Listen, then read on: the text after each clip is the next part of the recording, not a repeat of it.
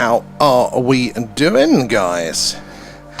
It's Skywatch time again, so it's been a few days off with the heat. Oh, there we go. We've had a few days off with the heat, but we are back now to our Skywatch. So sit back and look at the stars with us tonight as it gets darker there. We're looking out for UFO, UAP, all of the strange and lovely stuff. Oh, bloody thing going off all the time. All the strange and wonderful stuff in our atmosphere, within low Earth orbit there, all of those anomalies there. How has everybody survived the heat there? Dan, are you doing good? Good to see you in there as well. So yeah, looking out for UFO, UAP, coming to you live from Wiltshire here in the UK, right in the heart of Crop Circle country, and just down the road from Stonehenge. Lots of weird stuff in the night skies. Hopefully tonight is going to be incredibly clear for us, so we should see some strange things. These Skywatches are fruitful because we are based in a little town called Warminster here in the UK, which is a UFO hotspot. Back in the 60s and 70s, it had one of the best UFO flaps that I've ever heard about, and I do think the phenomenon is still going on, so we have our camera placed in the right skies. But as we're waiting for the anomalies to happen, do say hello, let us know where you're all watching from tonight there. I'd love to hear about your personal experiences with the phenomena, but just say hello there. Nero, thank you for the gift, that's very, very kind, and the likes as well. It all goes back into the stream, helping us improve what we do. We're currently saving up to get the show on the road to Rendlesham Forest, do some live Skywatches from some UK UFO hotspots around the country there. But all the likes, the shares, the tapping away, guys, is helpful there. It helps us reach more and more like-minded people like yourselves, and the more and more eyes and minds we have on the old phenomena, the more we can all piece this puzzle together. In fact, it is your personal experiences that we hear. You never know who's going to come in, what they're going to share. That is my favourite there. Carl coming in with the gifts as well. How are you doing? Did you enjoy the deep dive earlier? I thought that was a good one. Inspector Morse is in, and RJ Gaming, how are you doing there over the tubes there? And watching from North Somerset there, not too far from us. As well, how have you dealt in the heat? It's been hellish for us here. In first time, we've had to take a stream off there due to the weather those last couple of days. In this room, I had to turn the computers off. I think it was going to break them, let alone me. It got, the last one we did, it was in the low 40s there, which is over 100 degrees Fahrenheit for you Americans. It was hot. It's luckily still hot, but not as hot. Oh, we've got some movement. Keep your eyes on these guys. There, British Knight is in, Emilio as well. How are you going? How is the Netherlands? Are you getting a heat wave as well? And Ian from Paynton there. Raf is in. With a sick note, we made it in. Honestly, normally I power through, but I don't think we could there. And Helen as well, good to see you there from north of Scotland. How are you guys doing at the minute? Is it warm for you up there as well? And Baseman, how are you doing? Is the connection any better now? Because we had deep dive earlier. It was a little bit rubbish, hoping it's going to be a bit better. I thought it was interesting though, Carl, as well. I really did. It's, again, we use these deep dives. They're our little thank yous to the members and the Patreons and that who support the stream, and we go read through all of these documents, whistleblower accounts, all the latest US stuff there as it comes out there. It's our chance to go back, do our homework, all the things that you've heard referenced throughout the years, but actually read through them all, and it is very, very interesting indeed. So I think the next one's going to be in a couple of weeks, unless the Americans decide to drop some more files next Friday. So the link in bio if you want to join us for that. Gives you a month free on the old Patreon there, so you can just check those ones out. You better catch a couple of them. But I thought it was really, really interesting there. One of the key takeaways I felt was that they assumed at that time that intelligent life would be likely within 16 light years of us, which I thought was a big one there as well. Cart loving the stickers in there as well. Big girl's blouse. Raf, normally we push through in the weather, but oh my god, it was ridiculous. I was worried the computers were going to burn out there. The little one we use for our SETI streams, the alien radio signal hunt one, that just was not having it at all. I was worried we'd broken that one, but it seems to be okay at the minute. Just hopefully the weather gets a little bit better, because it's still quite warm in a second. But enough for us to continue on there. And Amelia there at the moment, the code orange there for heavy thunderstorms is a big one for a light shot. God, that's got to be phenomenal to witness there. We've had a few thunderstorms here, looking very, very cool, but I don't think they've been in the alert territory, just the heat at the minute. Right, this is Vega down here. This is the bright one. So all of this blue that we're seeing now, that is the last of the daylight leaving. It's dark for me to my eye here on the surface, but because this lens lets in a lot of light, so we can see more and more of those stars and those objects, we're still seeing getting a little bit of that daylight going. So as the stream moves on, the next 20 minutes or so, that's going to turn pitch black and see all the colours of the stars, all the moving objects, well, much better there. But that one there is going to be a big bright purple one called Vega. Absolutely amazing. Let's zoom in on this faint one here. Zoom mode activated. It's not the clearest one we've seen, but we're going to see lots of objects like this tonight. And your job, guys, is to use your eyes, follow them across the screen, and we're looking out for the ones that stop dead, shoot off at speed, change their course or trajectory. They are the ones that are a little bit more interesting. They are slam dunk, not man-made satellites or space junk and things. They just can't behave in that way. Coloration flashing is pretty interesting as well. So they do highlight those ones, and if I catch them in time, I will zoom in on them. I haven't had a chance, Carl, to check your interactive grid button, sadly. We'll see why they're not working. But other mods, if anybody's in, you can, guys, if you do drop your the grid reference in the chat there, the mods think it's interesting, they will highlight the squares on the grid, so attracting our attention as the night goes on there. And Nero as well, thank you for the extra gifts. Very, very kind of you there. All the gifts, subs, the members, patrons, the merch goes back into the stream there, so they're getting us on the road, hopefully, to do some live skywatches on location from a lot of the other UK UFO hotspots there as well. Where do we get to in the Tuba chat? It's much better now. I wonder, the settings are the same, or maybe it's just bad luck or bad timing. I'm going to have to see if I can figure that one out, because that's no good, is it, if the things are buffering there. But thank you for bearing with us, though. And Kate is in the house. How are we? What did you think of the deep dive, Kate? And at the... no, I did that one. And Living Light is in as well. What did you make of the deep dive earlier? I did very much enjoy it. There, are you back on the tube, Stephen? How are you there? And greeting from Wales. Good to have you in there, SK. And where are Raf?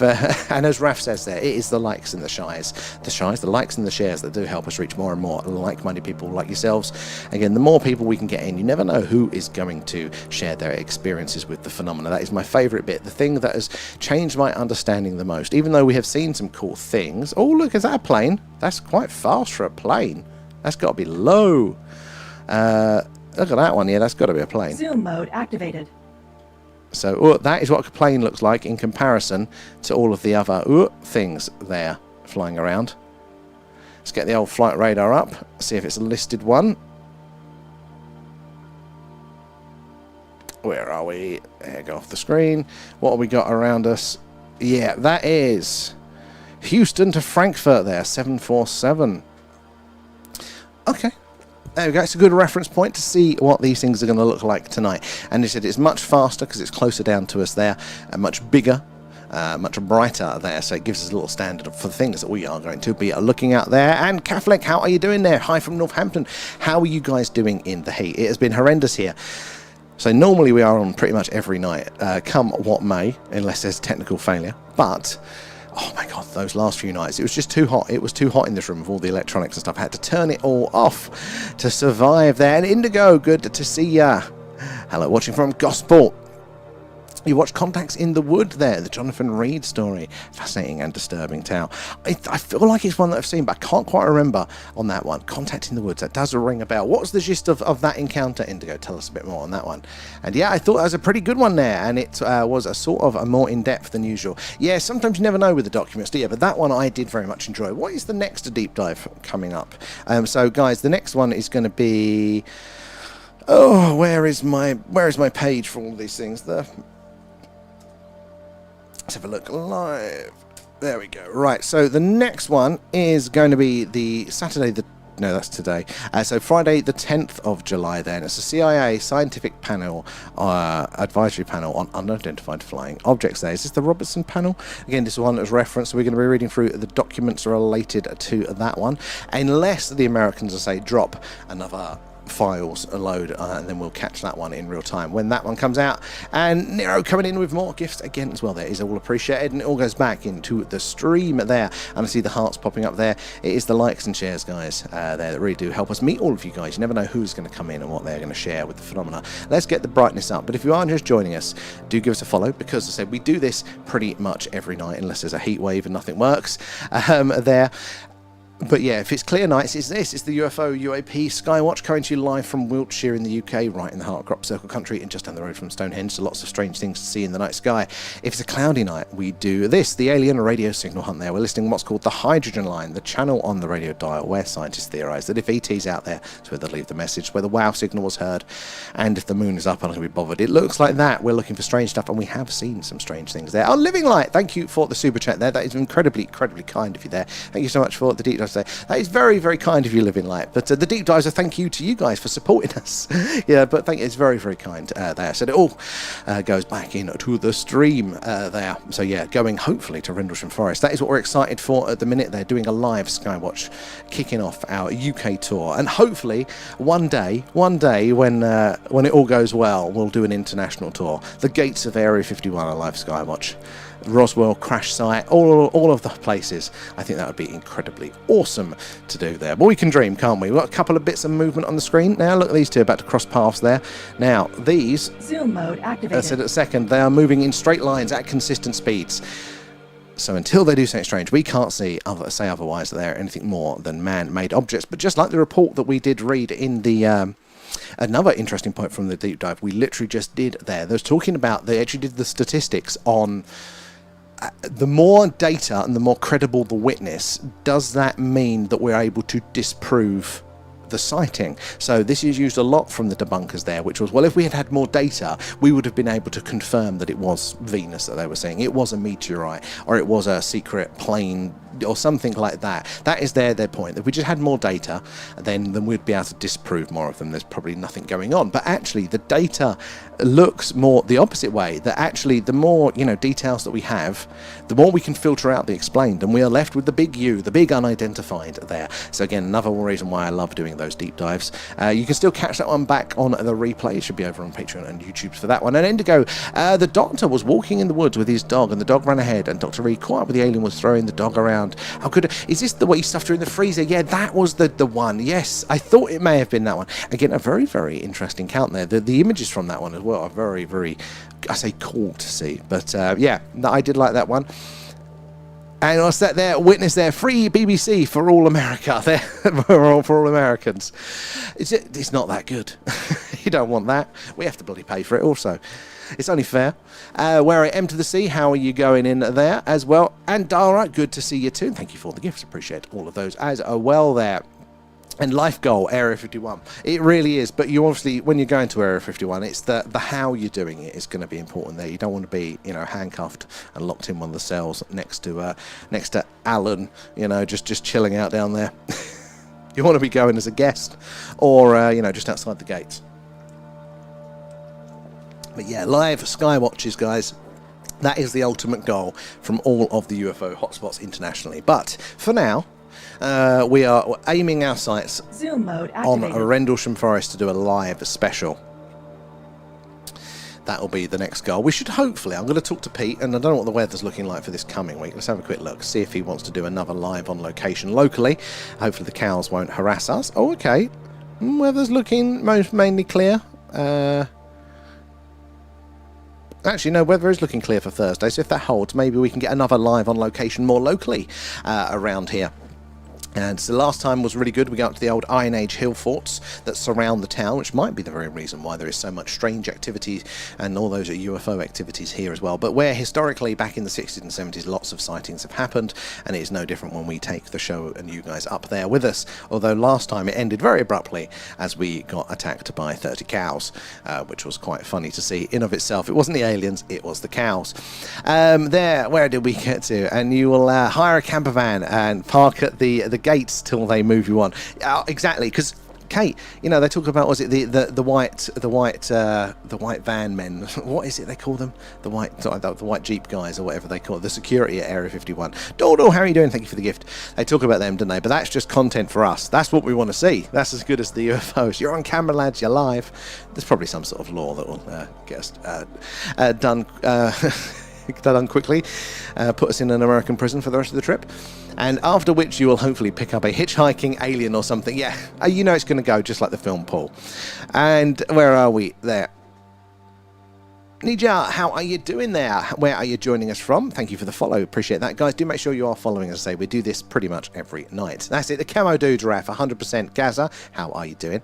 Yeah, the Camo Dudes, they're the ones there. So we do this every night. If you're following, subscribe, you should get a notification when we go live there, because we are always changing our times because we're following it getting darker, and now getting darker earlier there, so you know, want to get those notifications if you can. But if you are on the TikTok there, you're kind of missing out, guys. Find us over on the tubes at the Thing UFO. It looks like that. Okay, less of me, more of the sky, the camera's round the right way, and also some more contextual analysis, and also it's more stable when we do those live on locations. TikTok has previously thrown a sulk like last Thursday. You guys didn't get to see that one, so it's always good to have it as a little bit of a backup there. You know we would, Kate. We would definitely get attacked. Where did we get to there? And Ian there, I did the Area 51 trip when we went to Vegas, and it's brilliant there. You see nothing. I did a video of the Camo Dudes, but the video vanished from my phone. Lots of people talk about that sort of stuff, don't they? They really, really do. There is this a way of controlling a connection. That is very interesting. I would love to. I went to Vegas once when I was 21, I think, there, and we didn't do much outside. I was going to hire a car, never got around to doing it there. The furthest we got out was the Hoover Dam, I think. So technically I went to Arizona too, the foot over the line, but that was pretty cool to see. So I'd love to go back there. I'd love to do the the Trinity test site and all of this stuff there with the nukes, because when you look at Area 51 on Google Earth, it's literally the valley next to the big nuclear weapon testing where they, you can see all the craters in the floor where they did all the tests for it all there. So again, another beacon for the UFO activity. And I've seen vids of Belgians and schizophrenics arrested for trying to sneak across the desert, and people that were smuggling steer skulls, and they get arrested, and it's not a base you can sneak into. No, oh god, no. You know they've got that thing wired up. It's a long perimeter, but yeah, there's some of the technology they have. So yeah, with no chance of sneaking in. But I think if we can get to the gates and do a bit of a live stream, that would be the goal. I mean, I'm sure they'd have a problem with us doing a live stream there, but maybe we can get a little bit, we'll find somewhere to settle down, like, so we're over the skies of Area 51. That would be, I think, epic as well. And Brian there, how are you doing there? Okay, nice to see you there. I am doing good. I'm glad you are there. And before I ask there, I am glad you are. Have you survived in the heat though, Brian? Because, oh my god, it's the first time we've taken the night off for heat. I mean, it was ridiculous temperatures, but last year we got up to like 40 degrees in it. We still did it, but it was over 40. We couldn't do it. I was very, very upset. So I'm very much glad today to be back with you guys, hanging out, having a clear sky. But also we did the deep dive, which was cool. So we're going to get back to it. And we're going to be back on every night there. So make sure you're hanging around, guys, for those ones. Kate coming in with the gifts as well. Thank you for those, Kate. So appreciate that. All goes back into the stream. But yes, it's our live UFO UAP Skywatch tonight. Coming to you live from Wiltshire in the UK, which is right in the heart of Crop Circle country and just down the road from Stonehenge. So lots of weird and wonderful things in these night skies. Right, let's brighten that up a touch, so make sure we're seeing the stars. That blue is going to go pretty soon, next 10, 15, 20 minutes or so as the sun goes round. That is the last of the daylight, and when that goes, the fainter stars are all going to come out very slowly. You're just going to see thousands and thousands of stars just poking through. Again, more objects, more movement, going to be absolutely amazing. So keep your eyes out there for the moving objects, but also do say hello, let us know where you're watching from. And if you've had an experience with the strange and anomalous, again, share away. They would love to hear about that whilst you're waiting for the action to come in on the screen. You want to get married in Vegas? Actually, that would be cheaper. That's not a bad shout there, Kate. Reminded me of that. Alan can come with. He can be the witness. And would I love to go to Vegas to visit Area 51 and Zach Baggins. Oh yes, the Haunted Museum as well, isn't it? I really wanted to do it. It wasn't open full time when I went, and it kind of got trendy with the modern photography movement. But they have like is it the Boneyard? It's like a museum of all the old neon signs from all the casinos that have been like demolished. And back then it was more of a storage yard, and they'd only do occasional tours, so we couldn't do it. But now you can go through and you can just walk through, and they're all illuminated. It's like a scrapyard of Vegas neon signs. You just walk through, and it looks amazing there. But yeah, I'd like to do all the spooky stuff as well. Proper US trip. There'd be so many places to see there. You wanted a castle. We knew we ever afford that one. I stayed in the one that looks like a castle. That was a bit run down. But it was still fun. I like it, like a little bit of the entertainment there. I'm not a big gambler, but I appreciate the effort they put into the theming and the structure and how it all works and how it presses your buttons. It's like, I've never been to Disneyland. I'd love to go to Disneyland, but I'm not into Disney. I just like the idea of, I like to see and appreciate that they've really built these amazing parks. That's the geek in me there. I ended up with neither of those there, and nor the small handful of people, thanks to my oldest sister. Oh, well, see, this is the thing, isn't it? as soon as you invite one, then it's another, and then it's there, and then you go, oh my god, how many people? I don't even know that many people. I don't see that many people in a year. And it gets very expensive very, very quick there. How are we doing, Marcus? Good to see you there. Sorry, a bit late. They got a new PC, so I've been saying it. Oh my god, don't talk to me about new PCs, Marcus. I'm sick to death of it all. But good fun there. Is it for gaming, or is it for a more practical work purposes there? Marcus, well, thank you for the gift there. Yeah, it's the place is what draws me. There's something about that, the vibe, isn't there? That sort of, that's what I find is interesting there. She booked a place and made my other sisters do the cake and pressured me into a wedding. Oh, I've got a friend that had a very similar experience like that. It's, you know, your one chance, isn't it? It's a bit frustrating.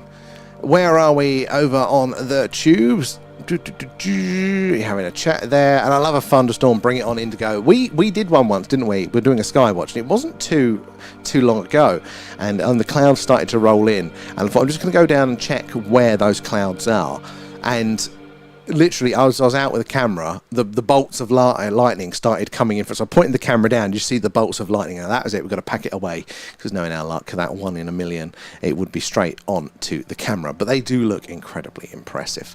Something about the energy, like the literal energy that's in the air at that time, but also just the energy of nature when it's doing shit like that. And what from the bottom of your heart? Did I miss something? From the bottom of my heart, right? I don't know. I can't remember now. It's too hard to hold what I've just said in. And let's all go and have a field trip there. Brian, I honestly, I would love to. We're still trying to figure out our little meet-up here. I've got to figure out a few more bits through. Hopefully at some point we will do one there. Where is Zen? I don't know. Zen was in the last Skywatch. I don't think you were, though. See, I think you missed Zen then, and Russell there. And I think you have a good voice. Thank you, Russell. It's very, very kind of you to say. I hate my voice. It's nasally as hell. So I don't know how you guys, A, tolerate it for so long, but also how you fall asleep to it there. Each to their own, though. But how are you doing, Russell? Good to see you. And I went to Disney in 95 and 98 there, and I was about 5 to 8 years. What was that like, though? Oh, you can't remember. 93, you can't remember. But yeah, you got many memories of it? It's just the way that they build such an awesome environment, and just the clever ways it presses your buttons. You know, I love all of that there. And the thunderstorm is happening in Newcastle there. Dan, good to see you, sir. And is it a good one, or is it just your average one, or is it proper like, wow? I saw some videos during the heat waves people were posting, and it was like they were looking out into the distance in the UK, the other side of London, and you just see all the clouds and the bolts coming in. It looked like a proper full-on one. We didn't quite get that reach us here. And there's a note, you have a really good voice, that almost radio DJ territory. Thank you, Brian. I'm doing my best Alan Partridge impression. That's probably where it comes from. And it's just started there. Well, let's say a proper shower after this heat, proper thunder and lightning shower. I'd love to stand out in that, holding an umbrella. No, just the first part of it there. And I do a 12-hour tomorrow, then I'm off for a week on Monday, so we'll be in almost every night there. Raf, good to see you. Still need a break, though. You still need a good break from that. Is a long old shift there, 12 hours for that sort of work. I've just knocked my little buttons off there, sorry guys. Oh, thank you, Russell. That's very, very kind of you. And where are we there? And Witness, the Universal was a completely different park, and Star Wars was at Universal, so was Indiana Jones and General Electric. Panorama of the world of tomorrow, like the Chicago World's Fair. Yes, my brother and I were always there, and princesses weren't as exciting, although a few years older, they do become exciting in a different sort of way. Yeah, again, the different parks are totally different. There's something about how Disney does it that it is a version of magic, isn't it? Again, I'm not really into the films or that, you know, more than a normal person, but it's something about just being fully immersed in that. I appreciate that as an art form. And are you looking forward to Spaceballs 2? I am, but I'm also apprehensive there. Spaceballs was a brilliant one, and I think one line in that film, it bleeds into subconsciously my life more than any other film there. And again, but it's fully subconscious, which is merchandise. It's where the real money from the movie is made. Speaking of which, there, shop.thethingufo.live there. Hey, Paul, how are you doing there? And thank you for gifting a membership. That is very kind of you, so Paul of members as well. And who got that one? Oh, Ian, you got that one as well. So you'll be able to watch our past deep dives back, but you'll also be able to join us for the month there for the future deep dives for those ones. So do make sure you make the most out of those. And Sam is the Grand Master of the voice, and we are the lucky ones to get to enjoy it. I wouldn't call you lucky ones. You're here for the night sky. You just tolerate the voice. But it's very, very kind of you there. Yeah, hope they don't ruin it. Well, yeah, that's a good point, actually. With that, when I think Disney, I think more classic as well there. And I gave up with Star Wars when it went to Disney. I did as well. I mean, I've never been a big Star Wars guy. I've seen the first few films there. I loved episode 1 because I was a kid when that came out, and it was the energy around it. I liked that. But I've never watched any of the Clone Wars ones or any of the new Disney ones there. Maybe they're good. I just never been that hooked on them there. And I think, thank you for thanking Paul for that one there. I mean, what the fuck was Jar Jar Binks? As a kid, I loved Jar Jar. Do you remember in the UK, Walker's Crisps were doing like a giveaway as promotion with that, and they'd give you these little plastic Jar Jar heads that had a really long sticky tongue around that. They were I remember them in the playground. They were quite fun. Somebody got me one of those a couple of years ago because we were reminiscing, and they just surprised me. I wonder where that's gone. There. And Liberty, how are you? Have you had any good lives lately there? Just come in, the thunderstorm here. I wouldn't mind a good thunderstorm over here right now. This is a bright one. Should you zoom in? Zoom mode activated. Right, guys, remember, we are going to see lots of objects like this tonight. There's about 15,000 man-made satellites that are up there, not including the dead ones and the space junk. So for this to be something special, we need to see it stop dead, shoot off at speed, change its course or trajectory. That tells us 100% it is not one of those objects. So that's what we're looking out for. Coloration, flashing are interesting too, but they are not slam dunk. Now, just because we can't prove if it does remain straight, or the others do, then we can't say for sure that it's not a UFO. Doesn't mean that it isn't 100%. Again, we're looking through this last report here. These things have been seen, what we're seeing now, since before man had shit up there in space. So there has been other things around there that have been causing similar sightings. It just means we can't say whatever it is 100%, and statistically it's most likely going to be something man-made. So we have to default there, but there is a lot going on up there, so keep your eyes peeled. It only takes that last-minute hesitation, stopping dead, changing course or trajectory, there, that to tell us for sure there. And Emilio, wow, we have got Sprite Lightning. I've never seen that before. What is that? What's the red lightning, the really weird one that they... that looks like a bloody Stranger Things horror show. What was that called? It's very rare apparently, but it looks insane if you watch it there. And we should have got to see Luke and his kick-ass powers never once there. Pissed off. I mean, I don't even remember half the stories there. And I just like the Star Wars episode with the desert race. That was episode 1, the desert. I liked that. As a kid, I thought that was cool. And I used to, very close to where I used to live, there used to be a military scrapyard, right? This shows you what would have been autism back in the day now.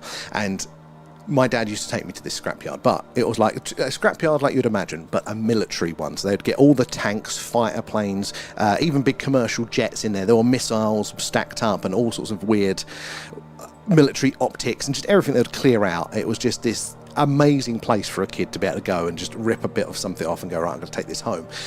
But this place is where all of the films that were filmed in the UK, or that they would get all their weird stuff. So all of the James Bonds, like I remember turning up there once, and it was all these barrels used from Die Another Day, and it'd all been painted up as Russian barrels, and I had one of them for a while there. But when Star Wars happened as well, like they'd supplied a lot of the stuff for that, all these props and stuff, and it was the junkyard in that episode 1. Was it Otto or something like that? There was a few weird items. They're all military scrap is what they made all the props out of, and like I managed to find some of them and I had them for years. I don't know where they're gone now though, but yeah, just back in the day, back in the 90s there, you could always the early 2000s. No, was it 2001, wasn't it? So no, it would have been late 90s, but that, as a kid, that was amazing. That place no longer there, sadly. And Spaceballs 2, the search for more money, except we had to rename it for more money. That is about right, and that's what it's about. And I watch you most nights. You're very informative. Thank you, Ross. That is very, very kind of you. But again, I get it from you guys there. But I miss hanging out with you guys. This is my social interaction. I do not have social interaction outside of this. My own fault. I'm an awful friend because I'm doing this. But I do miss you. Like even being off the last couple of nights because it's just been too hot to do anything. I just feel so lost. I do love hanging out with you guys there. How are we doing, Tank? What's the activity like your way? And I agree with all of this, Brian. Exactly.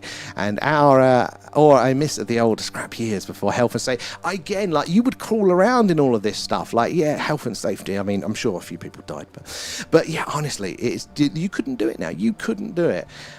But it was awesome. Like, the first time I went there, I was climbing through a half cut up, like, passenger jet, and it was like, my dad just pushed me up into the walk down the aisle, and then just a dead end, where it had been ripped apart. And as a kid, you're going, this is amazing, I love this. And then you climb over a hill of junk, and then there's like 12 fighter jets just sitting there waiting to be scrapped, and then there's a tank around the corner. It was awesome. Not today though. And there's a movie called The Trowel? Yeah, or the trial, and it's interesting, even though hardly a word spoken. Sometimes, again, the more artistic they are, like, they can really achieve a lot without speaking. I'll have to check it out. What's the gist on it there, right? And they've done the same with everything there. Suddenly, Doctor Who ruined. It's just our modern culture, isn't it? It's all, yeah. It's all rubbish. Right, I'm going to bounce back over to the TikTok. Where did we get to with you guys? I'm across 2 channels tonight, so YouTube and TikTok. So I'm going to read through one, then I'm going to read through the other, and then we'll catch up, see where we are. Adam, thank you for the gifts there as well. Appreciate that. All goes back into the stream. Where did we get to? Gaming and possibly streaming when I'm building scale models. And I love the sound of that, Mark. You'll have to let us know your channel when you get all that one set up. That's got to be, there's something, isn't there, very therapeutic about watching something be assembled like that. And I've got really into, because normally I'll come off the stream and that's my chance to then catch up with like the UFO podcasts and stuff like that. But to try and settle down before bed, I kind of force myself to watch something totally different. And I've been really getting into Japanese food carts. Watching these people just roll their little food cart down the road to some weird town, set it all up, start cooking the pork, serving people throughout the night. It's incredibly weird, but it is something, just watching them get on with their day. How are you doing, Adele? Good to see you there. And I mean, we keep telling you that you have that comfy talky voice and you insist on not listening. I don't believe you. Lies. Absolute lies. I can hear my voice, and you're all wrong. Those ones, I love those ones as well. And how are you doing, Adam? Get you there. And Carl, sprites from a form of the top of lightning. It looks like jellyfish. Now that is pretty cool. Maybe that's the one that I'm thinking of then, because that looks insane there. And you have your own sticker for us to? Yes. Please, what's that area? What's we can find it by live. Oh, don't know why it's giving us instructions there. How you doing, Bags? What's the purple light? That big, bright purple one. It's only going to get more purple. That is Vega, 26 light years from us here on Earth. There, burning hotter, brighter, and bigger than our star. So it won't last as long. But it's a big, bright, and beautiful purple star. We've got some faint movement. Where's my cursor? I've not got used to this yet. Over there. Follow that one along, guys.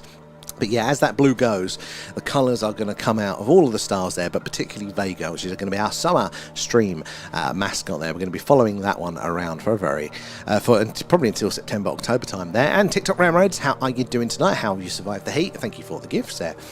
And Thomas there, no UFO during the Brazil and Scotland game. There wasn't, but so this is it. At least it was a nice short window that we could kind of see if they were wrong for those ones there.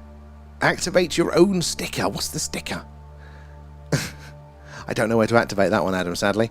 We did have custom stickers, but they should be there somewhere. But we're using TikTok Studio, which is really crap, so you can't, it's not like the phone one.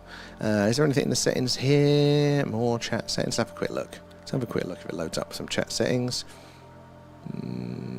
Oh, no, it did load there. Nope. I'll have to have a look into it after there. Let's have a look.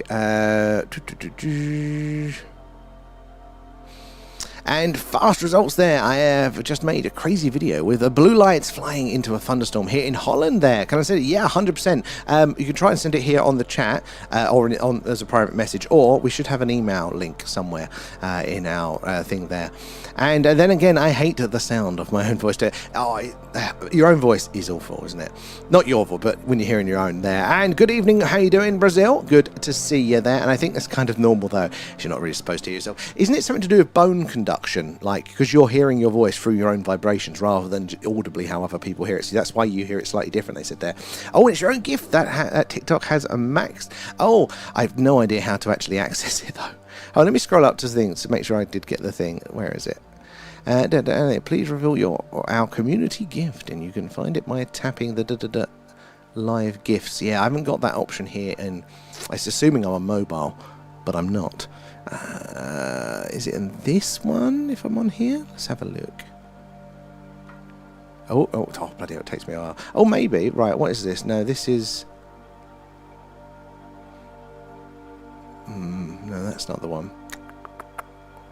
I'll have to figure it out. Thank you, though. And how are you in TikTok? Good to see you there. I made for you there. And oh, you got it there. Yeah, I don't have that option on TikTok. What's it called? Studio. Sadly, I have to activate it there. I'll have a look there fast. Thanks for that. And Debster, how are you doing? Good to see you there. And Dan, do you ever see a flashing iPhone in the night sky? A flashing iPhone? Well, we see flashing, and a lot of the time, again, that can be. It looks like a camera. I get what you mean. So yes, we do. We get quite a range of flashing. So because this lens lets in about 2.5 times the light that the human eye can see, we can see things that you wouldn't normally pick up. So a lot of these objects, we've got even on the screen like this one here, we'll see a lot of these, and they appear to be blinking or flashing away. But every now and again, you will get one that is like a really big, bright flash. They will really just flare up. Now, if it's the one flare, that can be... There is an explanation. Now, it doesn't mean that it's not a UFO, but what happens is that there's something in orbit, and as it's in orbit there's a point relative to us where it kind of, it picks up the flash of the... There we go, as it arcs, it puts the flashback of the sun, and it flashes that down to us here. So apparently that can be it. Now, whether it is a satellite, whether it is, space junk, or something a little bit stranger flying around up there, they will behave in the same way. They can flash those lights back. But yeah, no, some of the flashing we have seen has been very interesting. Once we really caught an awesome one, which was this object moving across the screen, and it was flashing like once every second. But each flash was a different color, like red, green, blue, red, green, blue, red, green, blue. Absolutely awesome to see. So let me bounce back over to the tubers there. Oh, you can give me...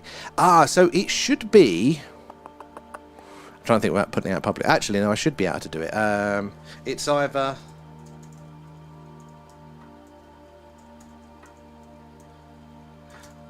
Is that good? No, it's not letting me put in the bloody thing on here. It won't let me put in... I tell you what, the better way, fast. If you use Discord... We have a Discord chat. We've got an interesting... No, so we've got a personal experiences section. There should be a link at the top for it there. It's basically, if you don't use it, it's like a old school forum come messaging app. It's quite a good little community page. But if you join there, in the personal experiences section, if you post it in there, it should be... That would be great, because then everybody can see it, even if they're not in on the stream tonight. And that goes for everybody. If you want to join those and check out those, it's definitely worth it. So, there's a nice bright one up there. There we go. Remember, we need to see objects like this tonight, guys. We need to see them stop dead, shoot off at speed to change their course or trajectory. That is what we're looking out for tonight. So follow that. Adam there coming in with the roses. Thank you, sir. Let's have a look. Where did we go? A life goal achieved as well. Thank you, Adam. There. So it all goes back into the stream. Gift subs, Patreons, members, super chats, all that jazz. Help us improve on what we do. Where did we get to in the tube chat? And they've no, I did that one there, and the fighter jet scrapyard. Honestly, as a kid, Brian, it was awesome. It was awesome there, and I'm not even exaggerating it slightly. In one bit, it was amazing. It was called H&M Sales / Hanningfield Metals. That was the name of it. There's like only a handful of pictures online, but if you Google it, you'll see what I'm on about. It's legendary there. Oh, and I do like a good old TikTok mukbang, but they always show up at 2 a.m. when I can't sleep. I thought they'd banned it on TikTok there, because everybody put themselves to bed, overate and did themselves in there. Russell there, thank you. I try, but I'm an incredibly flawed person as well. And Liberty, I got a phone call, and I sent my YOLO box back to China, to the laptop. Oh, back to laptops. Oh, yeah, you mentioned having an issue, but you said the support is good, so it's got to go in for repair. Well, fingers crossed that won't take too long there, because, God, going back to a laptop after having a convenience like that, I hate using the laptop there. And Marcus, they're checking it out in your new PC, and it looks awesome there. YouTube is much more now. Awesome. I like to hear that, Marcus, because I think the YouTube's works better. So, guys, if you are on the TikTok, the vertical there, this is what the YouTube's looks like. More of the sky, less of me. All that extra contextual data around the edges, but most importantly, the camera's around the right way. So, definitely worth checking us out there at The Thing UFO. People say it's a better experience. The pro move is you project the YouTube wherever on your big TV, and then you're in the chat on your mobile devices there. And Shooting Stars and UFOs, please wait a moment there. I'll be right back. Well, they're all going to come in now. And the free member month there on YouTube, press the super chat button and then give members. You should be able to do that once a month. Right, let me show you. So I've only got, when I click it, I've only got super chat. Oh, actually, if I click the super chat, yeah, no. I can only give myself a super chat or super stickers. So it might be a size thing. Maybe we need more members to be able to do that, since we're only small, sadly. And Iridium flares are cool, Jonathan. They really, really are. Most of the Iridium satellites have re-entered now, though. But these were satellites that were basically like pyramids flying around up there, and they were, highly reflective on each side. So as they were rotating, they would just really, it's like a mirror up there, reflect that sun's light back, causing these massive flare of light, called Iridium flares. But most of those ones are, I think, are down now, but there are still a few, but we still get those flares, don't we? From the satellites reaching that arc and things like that. But every now and again we'll get a strange one. We'll get one that's flashing in an irregular pattern or, randomized, which for me, I think, is more interesting, because you imagine if it is a satellite that's tumbling there's no friction, so the rate of tumbling is going to be consistent, especially over the times that we're viewing it there, and of that the actual amount of flash and how bright it is going to be consistent as well, because as it's rotating, each flash is representative of each side, so it just repeat as it goes on, so you get a very repetitive flash pattern. But the variable ones, oh, my light's gone out, I'm just going to have a sulk. There we go. The variable ones are very interesting there. What could that mean there? And we have an asteroid closer by too there, the 1997 one. I was listening to something the other day talking about these close flybys. I think these are really interesting because we have such a crap grasp of what is going on up there. I mean, look, it's great. Humanity has achieved a lot, but it's not anywhere near 100%. In fact, a lot of the time, we don't know these things. We have these really close pass-bys of asteroids and comets, and we don't know until they've gone and parted our hair and gone, oh shit, that was a close one. So the idea that we'd notice all these UFOs, would notice these things coming into our atmosphere, is just wrong, isn't it? There, we just don't have it there. And got a new streaming box. Are you still going to be going with the YOLO box for that? And I found an issue with sound.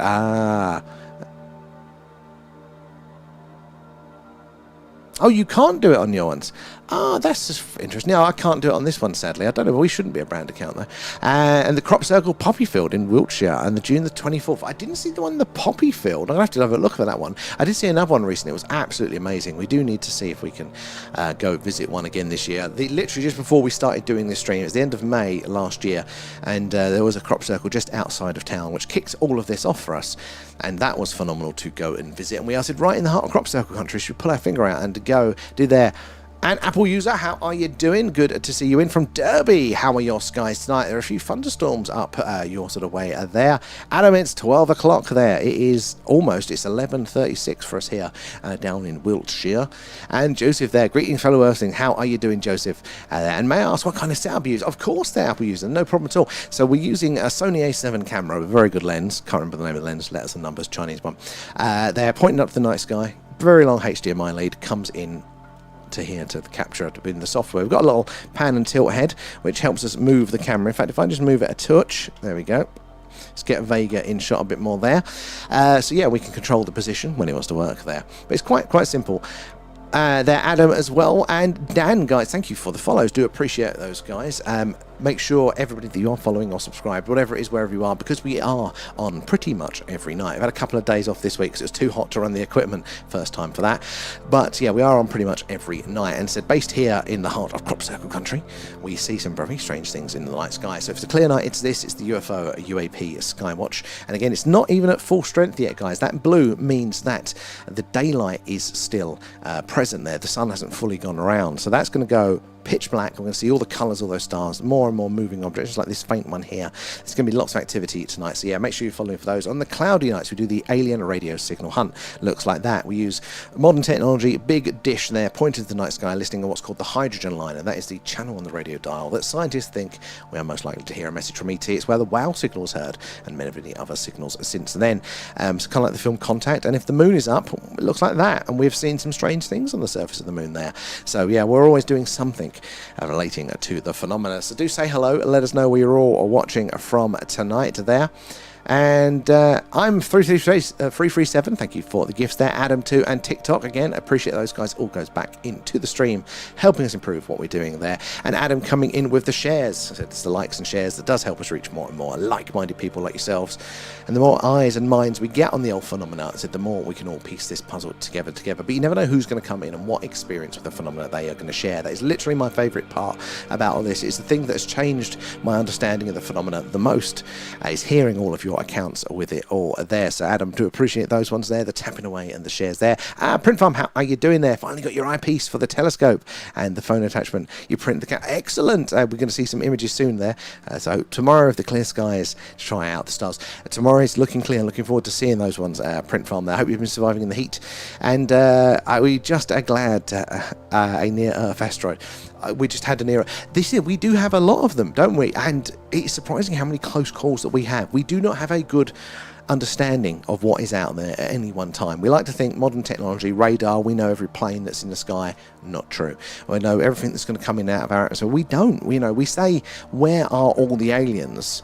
Assuming that we're really looking any significant amount of the time. It's just not the case there. Angela and Miss Jax, thank you for the follows. Where are you joining us from as well there? Can't believe I missed the thunder last night. Oh, we didn't get any over here for that one. Print Fun coming with the shares there. Apple user as well. Thank you for the follow. And Dan, do you ever see anything via infrared? So bang on the money there, Dan. We don't. Zoom mode activated. Because we don't actually have infrared just yet. Now you can see a lot like this. This is again doing at the minute nothing anomalous. Let me zoom back out, sorry guys.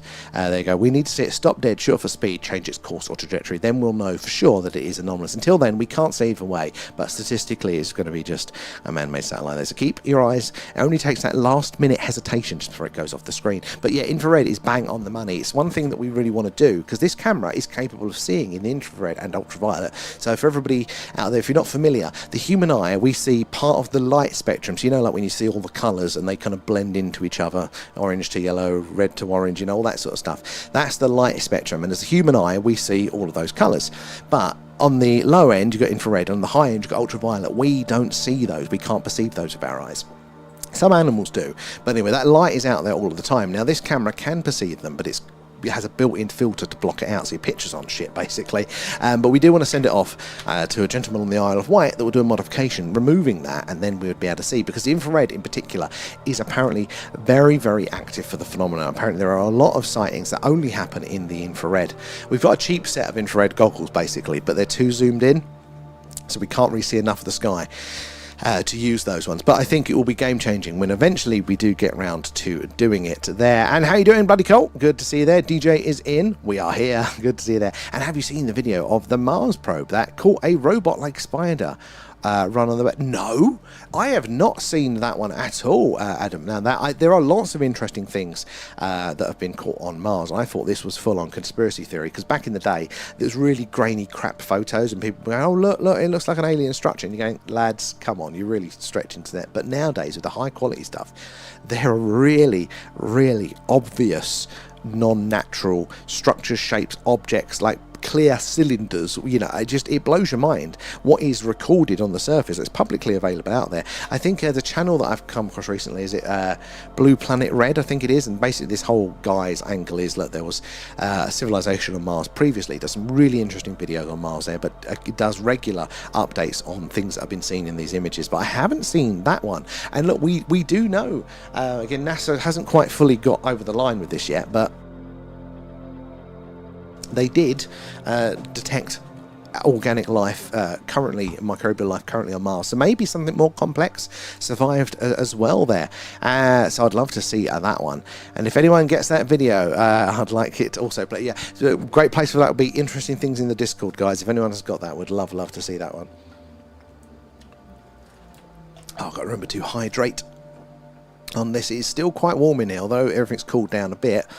We're still in the mid-30s. It's a very warm room because silly me likes gadgets, and we've got 5 monitors, phone, 2 control pad buttons, audio mixer, 2 PCs, 2 spotlights, 3 spotlights, everything going on here, which obviously increases the temperature slightly.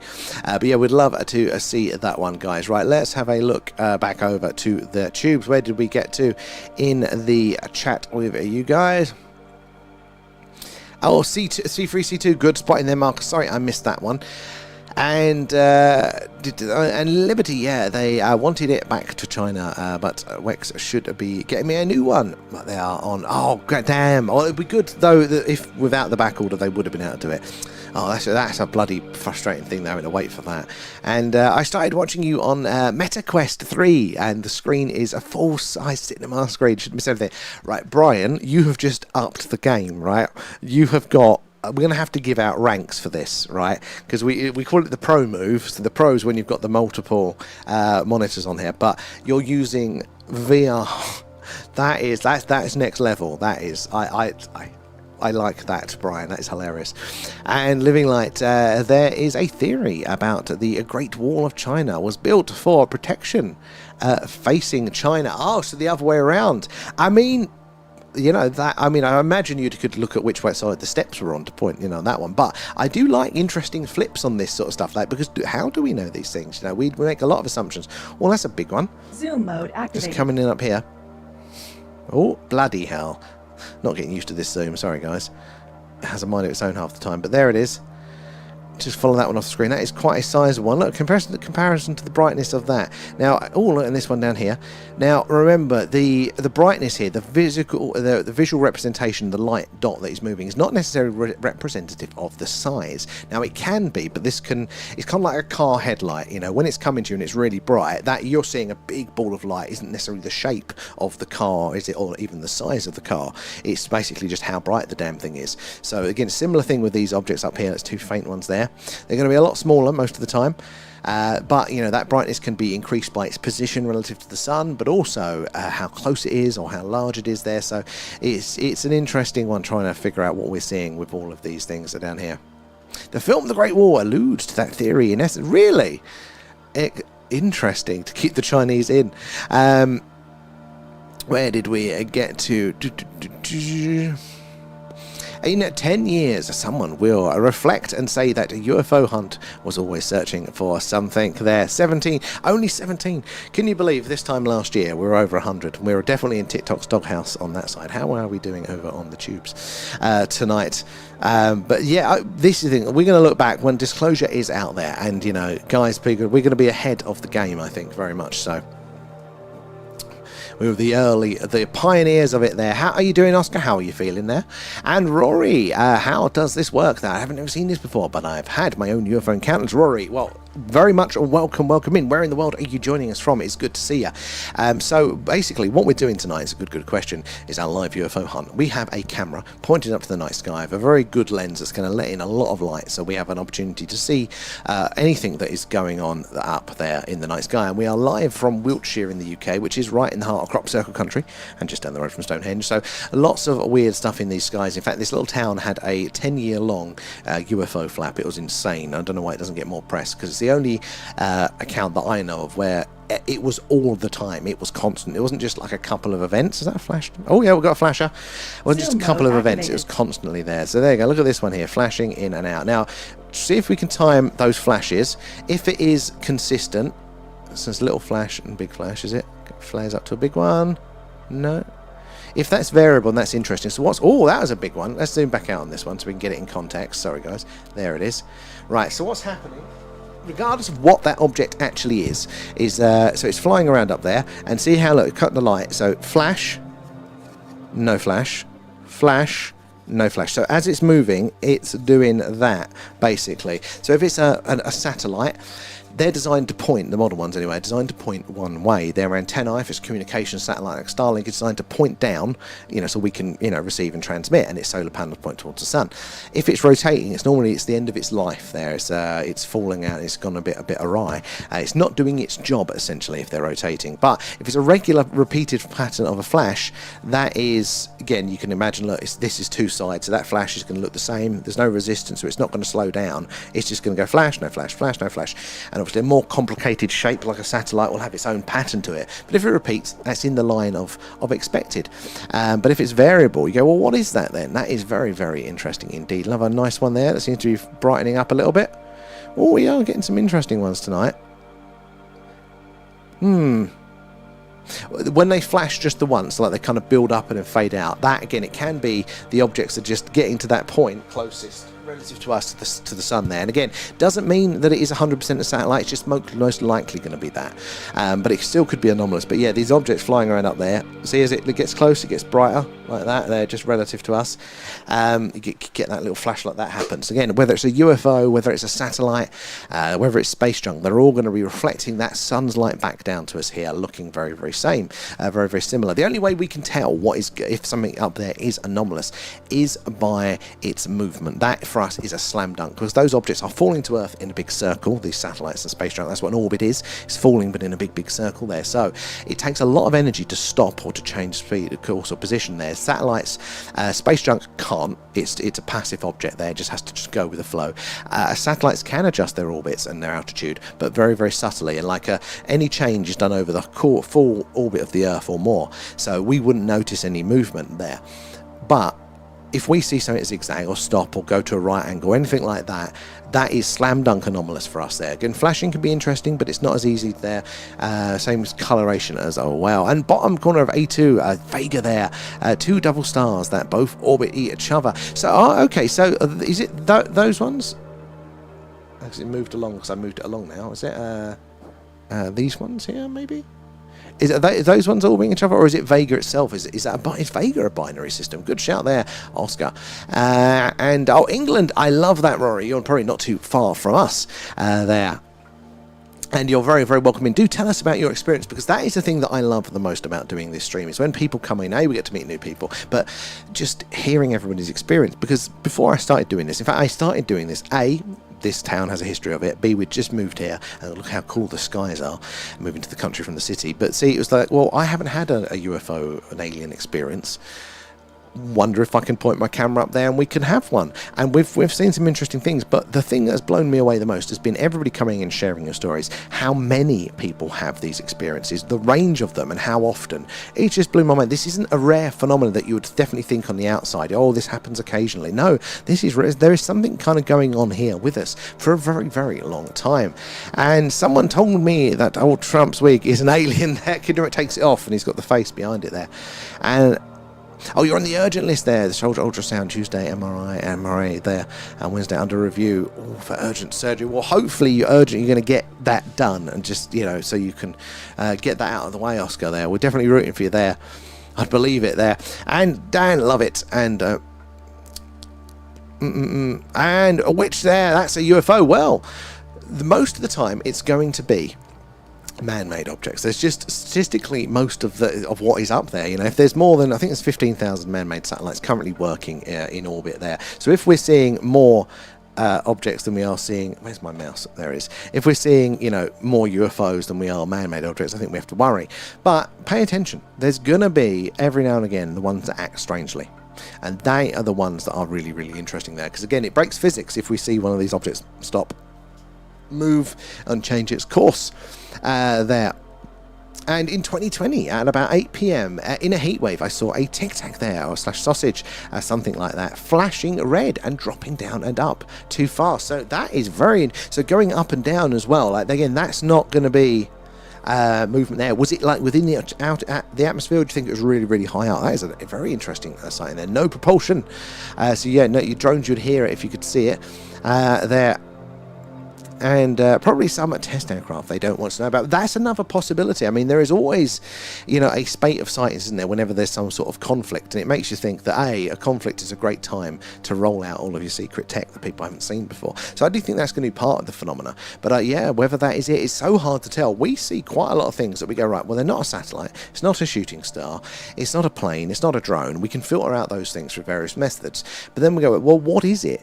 What is it? No idea. No idea. We haven't got the technology ourselves yet. We are working on some things. We haven't got the technology ourselves to identify it there. And I love these feeds. Oh, we love having you in there, which, gee, it's good. Always good to see you there. And it was clear sky at about 1,000, 2,000 feet, I'd say there. But I'm not expecting. It's very hard to judge, isn't it, without a point of reference there. Was it a daytime sighting, did you say, as well there? And Mark, there, is this a live sky? This is live. Yeah, the camera is about 10 meters in front of me. I can control it here. If it wants to work. There we go. Woo, move it around just a touch. But yes, it's live from Wiltshire in the UK, right in the heart of crop circle country, and just down the road from Stonehenge. So lots of strange things in these skies. As I said, this little town has a history of UFO activity going right the way back to the 60s. Very, very active. So we think the phenomena is still alive. We normally get to see something, at least one strange thing, when we get the camera out. The skies are very, very busy. What those strange things are, it's very hard to say after that. Once we've filtered out all of the things there, it's just before night in the summer, that perfect time there. That is very interesting. Were you like open to these things beforehand, or did that experience make you a believer? Because a lot of people are just, it's until they see something, they go, what? There, that is it. Right, I'm going to quickly bounce back over to the tubes. Where did we get to in the tube chat? Across to YouTube and Twitter and TikTok tonight, so it takes me a second, but I will get through you all there. Where are we?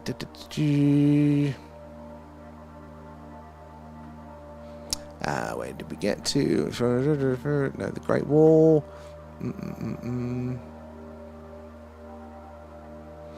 Was it the Vera Rubin digital camera is amazing. Some of the pictures it's produced are stunning. So this is another telescope that's just come online, isn't it? Now I think it's the Vera Rubin that's going to be the one that really does give us a proper good look at our local solar system, our local environment there. It's going to be able to detect a lot more of these interstellar objects coming into our solar system and all sorts of things there. So very exciting. But I think it's the Vera Rubin, and they did it with another recent telescope as well, that before the astronomers get to see the images, as soon as immediately it's imaged, it's sent to CIA servers where AI compares the new image to an old image of that part of the sky. It goes, if there's anything new, it blocks that bit out, sends that to a human analyst to go, right, is that classified? Is it something we don't want them to see? And then, the blocked out image and hopefully the full image then gets sent back to the astronomer. But they're actively filtering, and this is publicly released. They're actively filtering, and the excuse is that, well, we don't want you taking a picture of one of our top super secret space satellites. It's like, come on, lads, what else are you hiding with that one? And Living Light, feed him exactly there. Oh, Drinner for the crew, how are you doing, Treesaw? Enjoy your dinner. Hopefully we'll catch you on after that one. And it's amazing. I do love our little community with all of the information there, especially we're all so willing to share them. That is my favourite part of this there. I definitely believe there's craft, ours or not. I mean, it's a good angle. Again, it's hard, isn't it, to really collapse this down to like 100% either which way with something there. But the phenomena is strange. There are so many different facets. And I find it hard to run a one size fits all for this. So I think where I currently lean, and again, it's so loose, but I think the areas that I lean towards at the minute with the data that we have available is two parts. I really think that the greys that people report are going to be us from the future. I think that makes the most sense. Some sort of genetic reason that they are interested in us now. it fits for why they've been here for so long, why they look so strangely similar to us. But also that the plasmoids, a lot of the orbs that we see, could be sentient plasma life there. Again, that is one that a lot of governments are kind of coming to as a conclusion they need to look into a bit more. So I lean that way very, very strongly for those. But again, that is with the information we have available, which is quite limited. And doesn't mean there's no other parts to the phenomena either. There's probably, there's somebody else coming from a different planet and all this, which one, that. But as for the bulk of it, they're the ways. If I was trying to go warmer, and that's what is sticking out for me for those ones. But where are you guys leaning? What is the strongest parts of the phenomena for you there? Joe, say hello. Where are you joining us from tonight? Thank you for the follow there. And yeah, you've had a lot of experiences, but people always shut everything down. They really do, Roy, don't they? And a lot of the time and I've looked in this in myself and like, why do I, because there are things that come up even with the phenomena and I go, that's fucking ridiculous. But I started to think about this the other day and I go, well, why do I think that that's ridiculous? Like, and I realized that it's not that I have evidence for the contrary, that I know necessarily that thing is wrong, but it's that I don't have evidence or experience for it to be true. And that's very different. That does not necessarily give you any sort of real statistical guide of if something is real or not. And it's an interesting way that humans do how we form knowledge and how we process and filter information out. It kind of works in very strange ways. But the general public is very, very much like that. So, it's kind of no wonder, it's a shame, but I do think we are on the cusp of some form of change. It might still be a little bit more of a longer process, but it does feel like the stigma is slowly eroding. And when that goes, I think we are going to be in the position where at least a third of the population are going to have had an experience either they didn't realise was anomalous, they wouldn't allow themselves, or they couldn't express it there. I think it's all going to come out. And again, that will encourage more people and more people and more people there. Look how beautiful Vega is getting there. And look, we've got a companion. Keep your eyes, remember, even if it is travelled in a straight line at consistent speed, it only takes that last minute hesitation there or change of course to prove to us that it is something a little bit more.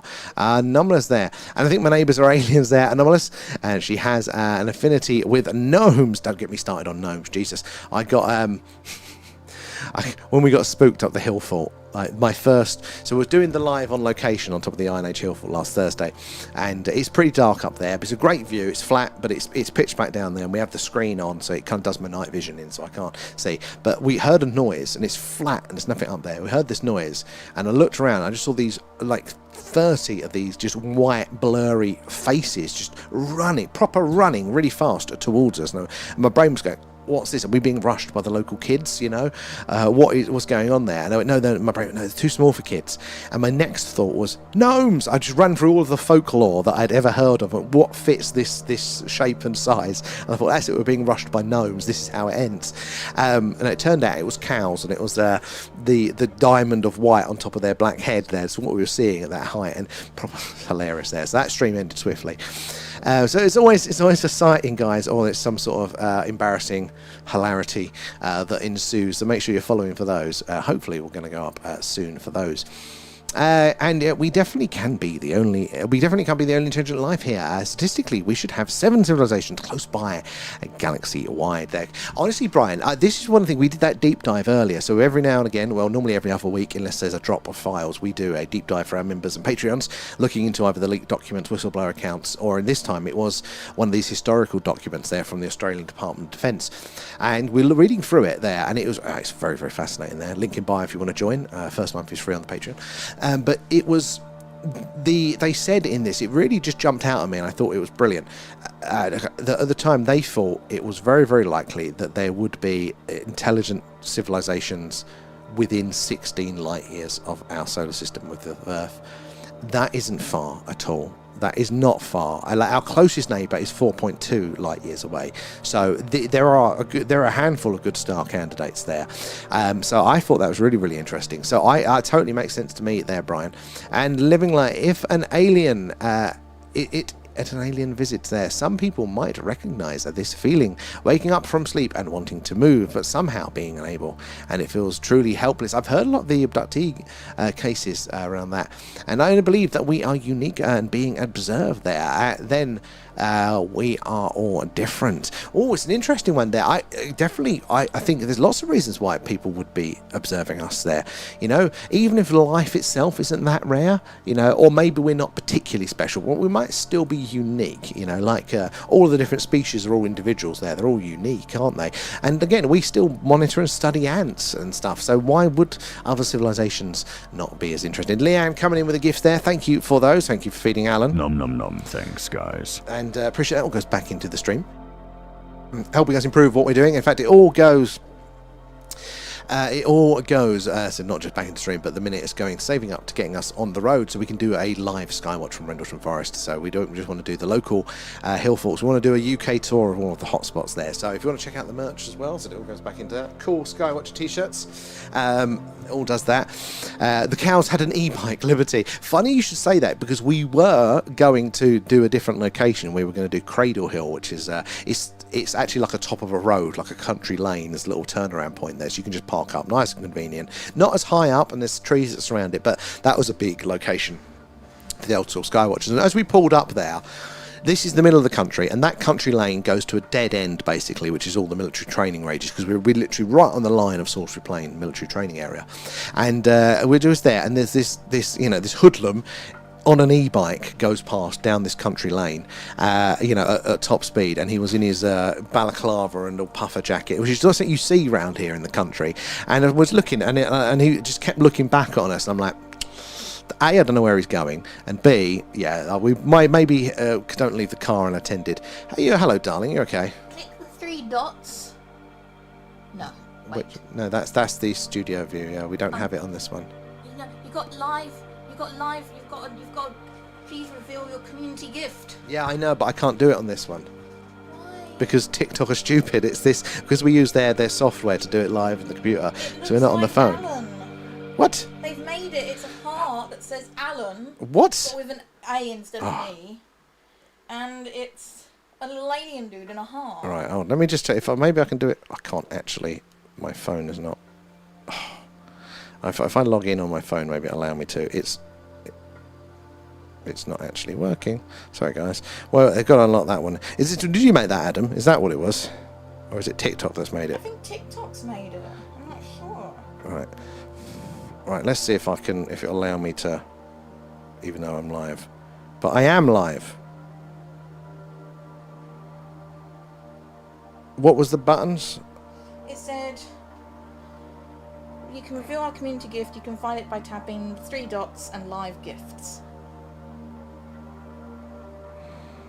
Sorry, guys, I'm distracting him. Why is this? Ugh, I hate TikTok. Sorry, that probably gets blocked now, won't it? Yeah. Right, well, I'm on the right page, so I can't go live. We're already live. Is the buttons on here? On this bit? It's 3 dots, that's why I said to click that one. Yeah, no, that's the settings for the actual tabs there. I don't need a link to go live because I'm already live on this channel. What are you talking about? Wouldn't it be in TikTok Studio though? It's to do with the live stickers and live gifts. No, this is the actual streaming. Oh, I think my phone's too hot. Oh. It's not working now. But yeah, we'll have to figure it out. Maybe I'll have to go live on my mobile after the actual stream for a second. But thank you. It's like we're all being neutered there. Hopefully the aliens need us for something, and maybe creatively, because they are all AI. That's another angle for it there, but there's also an argument that they would all just be so similar, they would be all so homogenized. Maybe they don't have any creativity left for themselves. There could be things like that, or they could just like our toenails and maybe they're harvesting us from them. And hit the like, as Liberty says there. Do appreciate that, guys. It is the likes and shares, the tapping away and all that jazz that helps people, helps us reach people like you there. The more eyes and minds we get in on the old phenomena, the better, the more we can all piece this puzzle together. But if you are just joining us, as I said, we're doing our live UFO UAP Skywatch, and this is Wiltshire in the UK, right in the heart of Crop Circle country, and just down the road from Stonehenge. So do say hello in the chat, let us know where you're watching from there. Adam coming in with the gifts as well there, appreciate those guys. It all goes back into the stream there. There are as many galaxies as there are grains of sand. There really is, and galaxies not a small thing, is it? That is the collection of stars and solar systems. Within that there are so many stars, it's like mind-blowing, the numbers up here. There Get it, Big Daddy there, UFO. How are you doing there? Vulcan a whiskey. Now, I'd like to try some of that. Where are we there? And if humans can believe in an invisible God, maybe it will work with aliens too. I think we're actually a lot more flexible than people give us credit for. We're often hear, don't we, that the old, the religions would crumble if alien life was out there, but I don't think that was true at all. I think, most religions don't explicitly mention it, either way, but a lot of them actually do outright include it there as well. And are we in a petri dish? Well, we could be their little experiment. The whole universe it could be, and is the universe forever? Well, that again is actually argued, isn't it? So some people think, the Big Bang itself, how they think the universe started, is definitely not 100% settled. Science basically says this is our best current guess, but we all think it means settled. That's how they kind of tell us it, But no, it's just a guess. Does the infinite just go on, the universe go on forever? Does it start to expand, then contract? Does it fizzle out? We don't know at all there. And Dead Pups, how are you doing there? Good to see you in there. And astrophysicists traditionally estimated that there are about 100 to 200 billion galaxies in the observable universe. So that's a good point to what the observable universe. So that is because the galaxy, as far as we know, is expanding faster than the speed of light. And due to the speed of light, there's only so much light that we'll ever see. There is a bubble around us from our vantage point that we will never see, we'll never perceive, we'll never receive a signal just because of the laws of the universe there. We'll never know what is outside of that. Maybe there's a big brick wall. Maybe it's the end of the universe. Or maybe it just keeps on going on indefinitely. And existence is forever without beginning or end. So that points to maybe, the universe itself could be infinite, but also maybe that is just like a materialistic property of it. Maybe, life in a sense goes on in other ways there. And it strictly prohibits Starfleet personnel from interfering in the normal, unassisted development of culture and internal affairs of alien civilizations. Like the old directive there, isn't it? The prime directive. And maybe they do follow something like that. And I love theory. Honestly, I like a kid in a sweet shop. Zoom mode activated. When it comes to all the different theories, I don't know which ones I lean to more. Mostly because I just don't know enough to know anything about them. I do love going over them. Well, Andrew there, and I've got to laugh a bit there. The popular view of aliens and UFOs is way off the mark there, and these beings use stars to get to solar system to solar system. The sun is the fifth dimensional portal. Well, that it's one of these angles that maybe it's just a technology that is so, maybe technology is the wrong word, but a phenomena or a technology, a process that is so alien to us there. And because we have to kind of conceive things in the traditional sense through what we know, it's just so far we've not even seen it. Maybe these things are straight in our faces and we just are unable to perceive it, because again, that's how the human mind works. When we're processing information, we can literally not see something that is right in front of us that if it is so strange that we don't know how to understand it, how to frame it. So that's a very good point, Andrew. And TikTok is full of malware. Oh my god, it is. It's a terrible one. It's a great place to meet people, but yeah. And I think space is rotating based on the conserved angular momentum that was inherited and transformed transferred to us there when we fell into the Big Bang black hole 13.6 billion years ago. So I like that one, Brian, because when you look at the scales of things, like the moon orbits the Earth orbits the sun orbits within our galaxy around the central black hole there. Is the universe in some sort of orbit there, and has it been transferred? Is that a remnant, something that a quality information that has been preserved into our new universe there? Because the idea that universes exist from within black holes is not a new one, but it is a strong one there. The maths that describes the singularity, the very center of a black hole, to the event horizon, the edge, are the same that is from the edge, the event horizon, out to the rest of the universe. We could be within a black hole. Maybe if you think about it as well, what is the Big Bang? It's matter from an infinitely dense point, compressed to an infinitely dense point, exploding out into the whole universe. well, what's a black hole? It's matter from the whole universe being squished down to an infinitely distant point. Maybe that is the reverse of it there. And we have confirmed more than 6,000 exoplanets. No wonder how many have a life. Honestly, I think it's going to be a lot. I think life is going to be absolutely abundant there. In the astrobiology circles there, the current belief is that they are getting so many potential biosignatures coming from those atmospheres of those planets. They think it's just abundant. Now, the technology isn't there to 100% confirm just yet, but we have new telescopes coming online that will hopefully do that. But yeah, it could well be, you know, very soon before we realise that life is out there and widely agreed upon. And religion is designed to separate us there. So I think it does in action, but I don't think it's design. So I like to flip the model on the head. I like to think that actually these are our flawed best human interpretation of how to function in the world, you know, throughout different times there, like society, and we look at how corrupt and dysfunctional our society is. But I think it's less than it has been previously. You know, maybe not a perfect arc, but, you know, ups and downs, but the overall trajectory. I think, you know, we're constantly refining, we're constantly trying to improve, and there's always missteps here or there. But I think we started from chaos, and we're trying to bring in order. Each time it's incredibly imperfect, but, you know, that is just the nature of things until we improve over time.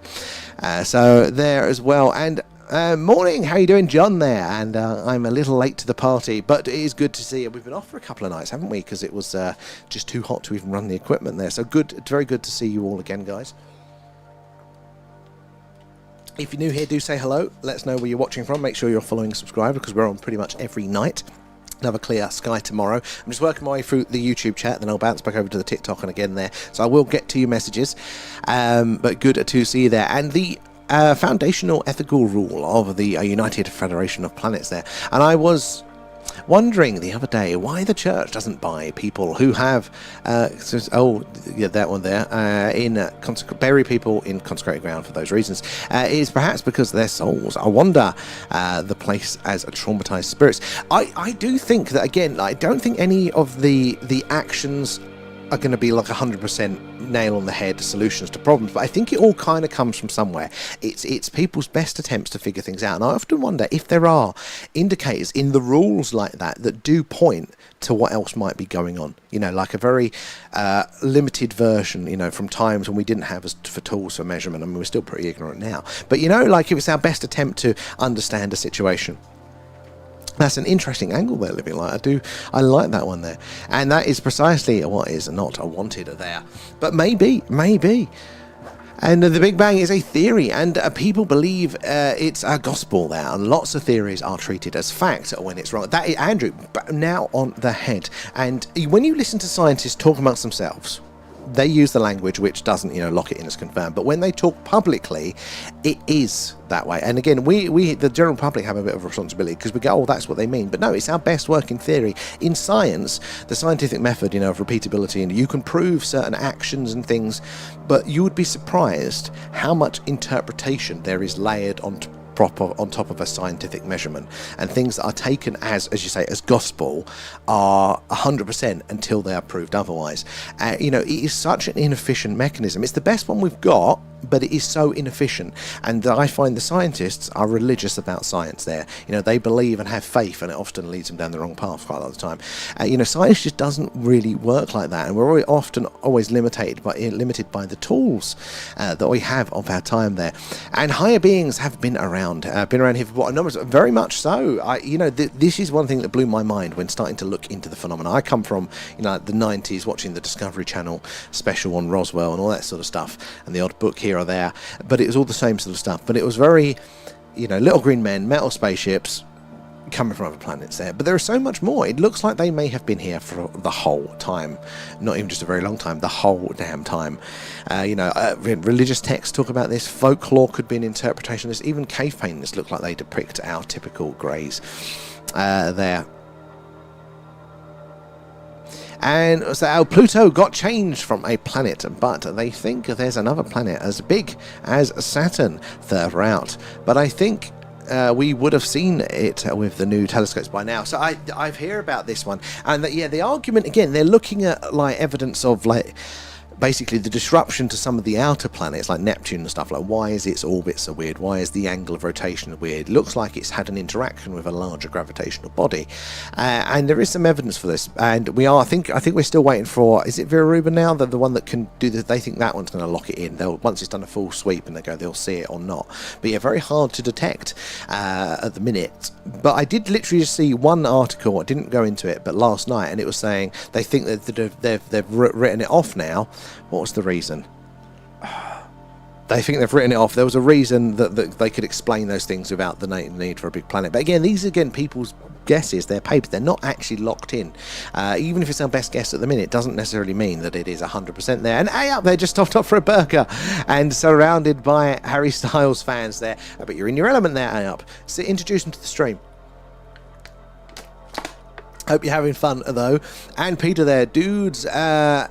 I'm not being disrespectful, but if you have 3 hours to watch the Symbols of an Alien Skydock on the Thunderbolts Project channel, it explains the history of humans there, and I bet my life on it. So, Peter, that is very, very interesting. Are you part of our Discord? Because I will totally forget, and I do want to see this one. I think this could contribute to the debate there. Now, whether we read it and it makes sense for us as individuals, but I think, I'm always interested in these other cases. So if you are, or if you're not, either way, join up, link in bio for that. Go find the interesting things section and post the link to the video in there, because in that way everybody can know where to find it, and then I will come across it tonight or tomorrow, and I'll be able to watch it there, because we'd like to see that one. Thank you for sharing that one, Peter. So please, link in the bio for that, and that way we'll definitely get to see it there. Send help, Alan. You love a bit of Harry. You know what? Actually, there are a few Harry Styles songs that I've got to admit I do quite like. That it's embarrassing, but I'm coming clean. I wouldn't say I'm a fan, but there. And you can smell the Big Bang in space. It smells like a gunpowder, but there as well. We can actually kind of hear the Big Bang still, can't we? Hold on, guys. If I just shut up, turn the music down. I've got it going. That, because we now have our SETI computer running at all times, that is the sound of just after the Big Bang. Is it like 380,000 years after the Big Bang? That is what that is. That is the cosmic microwave background that we're listening to right there. He has a Harry Styles poster by his bed. Thanks. It's signed. I don't. I'm gonna have to do, aren't I? Like a deep dive, like a video now. Do a tour of my bedroom to prove I don't have a Harry Styles poster there. But it's amazing, isn't it, to think. Now, again, this is the best theory. It's scientific in the way that they're describing it, but they again, they're still putting the argument together. It's not 100% conclusive there. And is that one, Anomalous? Is that the same one then? The same explanation of it there? And beliefs create emotions, and all emotions stem from beliefs, and we can't feel something without believing something to be true. I live in like 100%. Like this is what people get wrong. Belief and faith are an essential part of how the human mind works, and it is how we deal with information that is ambiguous, that we can't get an answer for, because sometimes we don't have the time, the resources, or the capability to collapse it down to a definite, so we have to work off of principles, off of guides, off of past experience there, and that belief and that structure is an important tool. It's essential for us to navigate the world. It can smell 13 billion years old. So I do hear that space does have a smell there. Oh, Parallel Universe is there. And I got a plot on a Venus there. And I won it on Temu there. A plot. Oh, I get you. Yes, they like chop it up. That's pretty cool.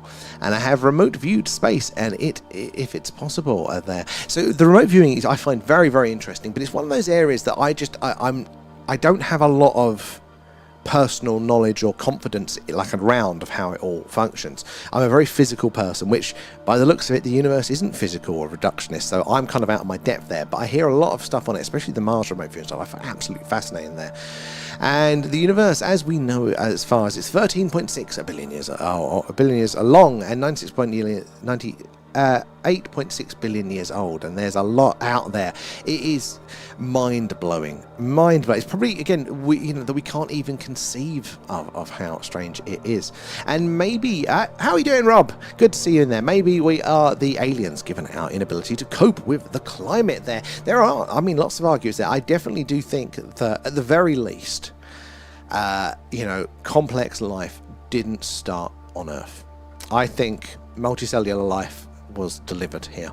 And there are a few little interesting clues in the record for that, but maybe it's something more complicated. Maybe, again, it is more how we are now there. Maybe we literally came off a spaceship for something. Would explain, the gaps that we do, or would be an explanation for some of the gaps we have in the record there as well. How you been, Rob? How you doing in the heat? And although my socks are a bit funky, got socks there, and having to protect our eyes from the sun, etc., what else was it as well? I mean, there are some interesting arguments to be made about us and how we do and don't fit in it. I mean, you could argue, aren't you, that, gravity, somewhere a little bit less gravity, like Mars, would be a bit of a better fit, a little bit further away from the sun there. Hearing the sounds there. And no, the Big Bang is the sound of the Brick Lane Curry Challenge there. That would be there. The sound of creation. This thing, the Big Bang, as a running theory, it's only been around, was it like the 90s that kind of got into the mainstream there?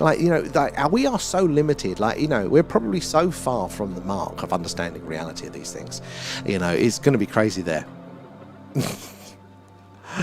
Anomalies there. And who on here believes that humans in 2026 understand the universe?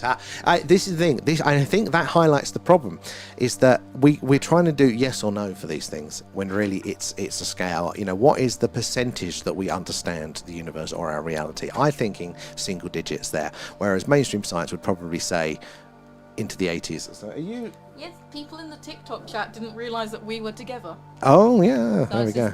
And it gives me another opportunity to show off my ring. I thought you were in a towel for the second there. No, you're just in sweats. I'm in PJs. Gonna get done for indecent exposure on TikTok there. We'll get off a violation. And who on here believe? No, I did that one there. And our sun brings a life, but will destroy us in the end. I mean, but that is just the beauty of it all, isn't it? There, the good and bad to other things. Like Jupiter has acted as our defender, the bit, with its gravity there, flinging comets and asteroids out of the way so it doesn't hurt us here. But in our past, it's also been the thing that's flung those bloody things here to Earth as well. And I'd rather have faith, bro, because the substance of evidence is stronger than seeing it. But this is exactly, these are tools for the job, aren't they? And they have a useful thing. Science is that precise scalpel.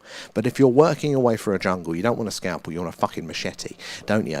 Trying to work your way through a scalpel is going to take for ages. But also, if you're performing surgery, you don't want a machete. So we've got to make sure we're using the right tools at the right times, both individually as ourselves, but also as scientists there. You still find your way to the pub there. And we're only just to scratch the surface. 100% Brian with that one. And I feel for you guys in the UK. I didn't realise 3% was air conditioned while 90% of the US is air conditioned. Oh, yeah, no, we do not have air conditioning everywhere. And most of the time it's raining, so we don't need it. But there's normally a couple of days of the years where we just regret that decision fully. And the hottest I've ever experienced it the last few days. Like that, it stopped us in the stream, and that's never happened before. We're even in the 90 degrees Fahrenheit for your temperature, and we still push through in this room. But it was over the 100. Yeah, it's been awful. It's been awful there. And the universe is just an explosion in space. And I'm not taking the blame, but there. Bloody hate Harry Styles. What's his band? What's the band it was in? Was it One Direction? God, I'm showing my age now. Is you've not forgiven him from breaking up the band? Up there, and the wife blames me for everything there, but she's probably right there. We're dying over here, we really are. It's starting to cool down a bit now, but it's still bloody hot there. And living light, I don't think that we change the world we are on. Rather, we shift to that version of parallel Earth and correspond to our current frequency. And a new every second. You know what? Living light. Previously, I would have been like, nah, that doesn't resonate with me, but you know what? The more I'm exploring that, and I'm going to have a theory, I had a little model for you at some point, but I could go with that. And again, it's not an intellectual thing. I'm feeling my way through, and that sounds very interesting. We're not alone, it's inevitable, and I would 100% agree on this there. And from horse to buggy to space truck there for the Turner. I mean, we've made some advancements pretty quick. Where are we? And I don't do a religion, but I'm sorry, I don't believe in our one almighty that made everything there. And who made him and where is he from? Well, that would be my question on top of that, and then on top of that, and on top of that. But this thing, I'm not advocating for a specific religion. We have to separate the individual religions from the concept of religion, from the concept of faith and belief and stuff like that. And I think they've, you open up the books and there's something interesting there. It's like source material. It's like when we're going to all of the experiencer accounts. Like, we don't know if that individual experiencer is a liar, or are they totally credible. From just reading an account, I don't know there. But is there anything within it? Does it fit into the broader pattern of these things? But the concept of belief, I think, is just an essential human trait. And London was crazy, and I was taken over driving now. Well, I mean, a bit of luck there. God, London, driving from London, I hated doing that even back in the day there, but the heat in London, how hot was it? That was just also pretty. Thank you, Tree Saw. And I live in Florida, and it gets high 90s during the day and 80s at night. Their humidity, that is just ridiculous. To live with that constantly, that is awful there. And you're back there, and from black and white TVs to RGBs. It's true. And how are you doing there? And where did we get to? That's a brilliant analogy. But this is the thing. That is, I think we take it wrong. We conflate specific religions and the imperfections and the damn right crimes and travesties of them, and with the purpose of belief and the structure of belief. And the problem is if we are incorrect in our assumption, our solution will be wrong as well. So when we throw out belief and faith, and we say, well, that's just not something that we do anymore, then we're blind, because it's a natural part of us that we are going to do whether we like it or not. We're blind to when that is happening, when it should be the wrong process. So again, why the scientists cannot recognize when they're acting on faith. So where do we get to down here? What's that? Got 1 or 2 seconds. What's that for? Oh god, I'm scrolling ahead of me now. And humans don't adapt. They force to environment, to conform, and that's what makes us different from animals. There, I think that we're just better at it. Like, because animals can change environments, and they can, beavers dam rivers and all that sort of stuff. There, other animals build nests. I just think that we're like 100x better at it. There, which again, is that any different from being fundamentally different? Like that sets us apart. And the odd where are we? I think I've missed a few there. Since they can't interfere with us, or we are not supposed to interfere with them, maybe, and it's not what you know, but who you know. Well, that again, it's one of those corruptions, isn't it, of our society, but it's also a natural product of it. I think it's like being upset about gravity. Look, there's gravity's taken a few lives in its time, but it's a natural thing, and we can work with it. We can put safety rails on cliff edges and all that sort of stuff. We can invent parachutes, and that's the thing that we have to do with something like the what you know, the who you know, not what you know, because that's again, it's a natural product, I think, of groups of people working together. Well, I know this person, so I've already got high trust. Why would I go put the effort in to learn to know somebody else? So I think it's all. Yeah, I will be back over TikTok chat very soon. I'm just trying to catch up on the tubes, but it keeps going. She's slamming the doors. Contact in the woods. I'll re-drop today. It's on the Casper side. Oh, that's why you called it earlier there, one of you guys in the chat as well. Oh, there's a nice bright one there. 1D in every direction on his own. You just can't forgive him. And I look into the night sky, and seriously, I know we are there. And where are we? Humans don't adapt. I thought, and it's odd that humans are far more intelligent and self-aware than. Yet the fact that we're such an outlier like that, that is, I think, very interesting. Now, religion's personal belief is a key. Yeah, like this is the thing. Like any, individual things can be wrong and often are. That's a nice orange one. Should we try and zoom in on that one quickly? Zoom mode activated. Again, it's not doing anything strange, but it's a nice different colour to the others that we have seen tonight there. Let's zoom back out as that one goes off the screen. And, oh, nobody created God. God is outside of space and time. So I once heard a scientist, basically, the whole, well, what's the universe in from the scientific perspective? And they did explain it, but my feeble brain couldn't fully comprehend it. And it was more of that's the wrong question to be answering. So maybe that would be a similar sort of explanation for God, like we're trying to impose a very homocentric understanding when maybe it's just a totally different conceptual sort of thing. And something happened when we fell out of the trees, straightened our knees, and took a look around. But that, and it might have even been fire, allowing us to get more calorie-dense food there, allowing our brains to develop further. And funny how we and ants go to war with each other. I literally committed an ant massacre a couple of weeks back, and I felt so bad. It was like walking a battlefield there. And I was watching a person. Preston Dennett last night's dentist episode had a prayer room on a UFO. I have heard that the Greys have religions, but it's not 100%. It's similar to us. And animals' sense is built in there, and I think that the abductee said the alien called it a tribute room. That would get me worried. And today's science is based on what politicians find acceptable for next year's Academy funding. Yeah, there is so much politics within it, but also the non-political politics of organisations and groups. What do they think they can get done? Oh, I'm going to push this paper out because then I get more citations, which means I'm more likely. There is so much corruption, but not necessarily in the active sense of people consciously manipulating it, but just that imperfection of process at scale. And just like...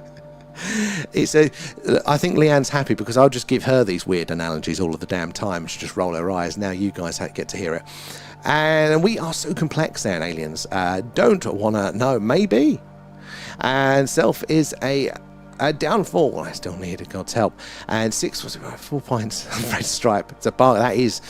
And self-reliance is good as far as it took me, but only so far. But that is very clear. And you see this on a political disposition, don't you? Between the right of the old, which is just bootstrap yourself. This is I sorted it out for myself, and then the left, which is well, we need governments to do that for us. And the truth is in the middle. There are some things you can do yourself, and there are some things you do need a group for it there. And they're watching us. I do believe us for.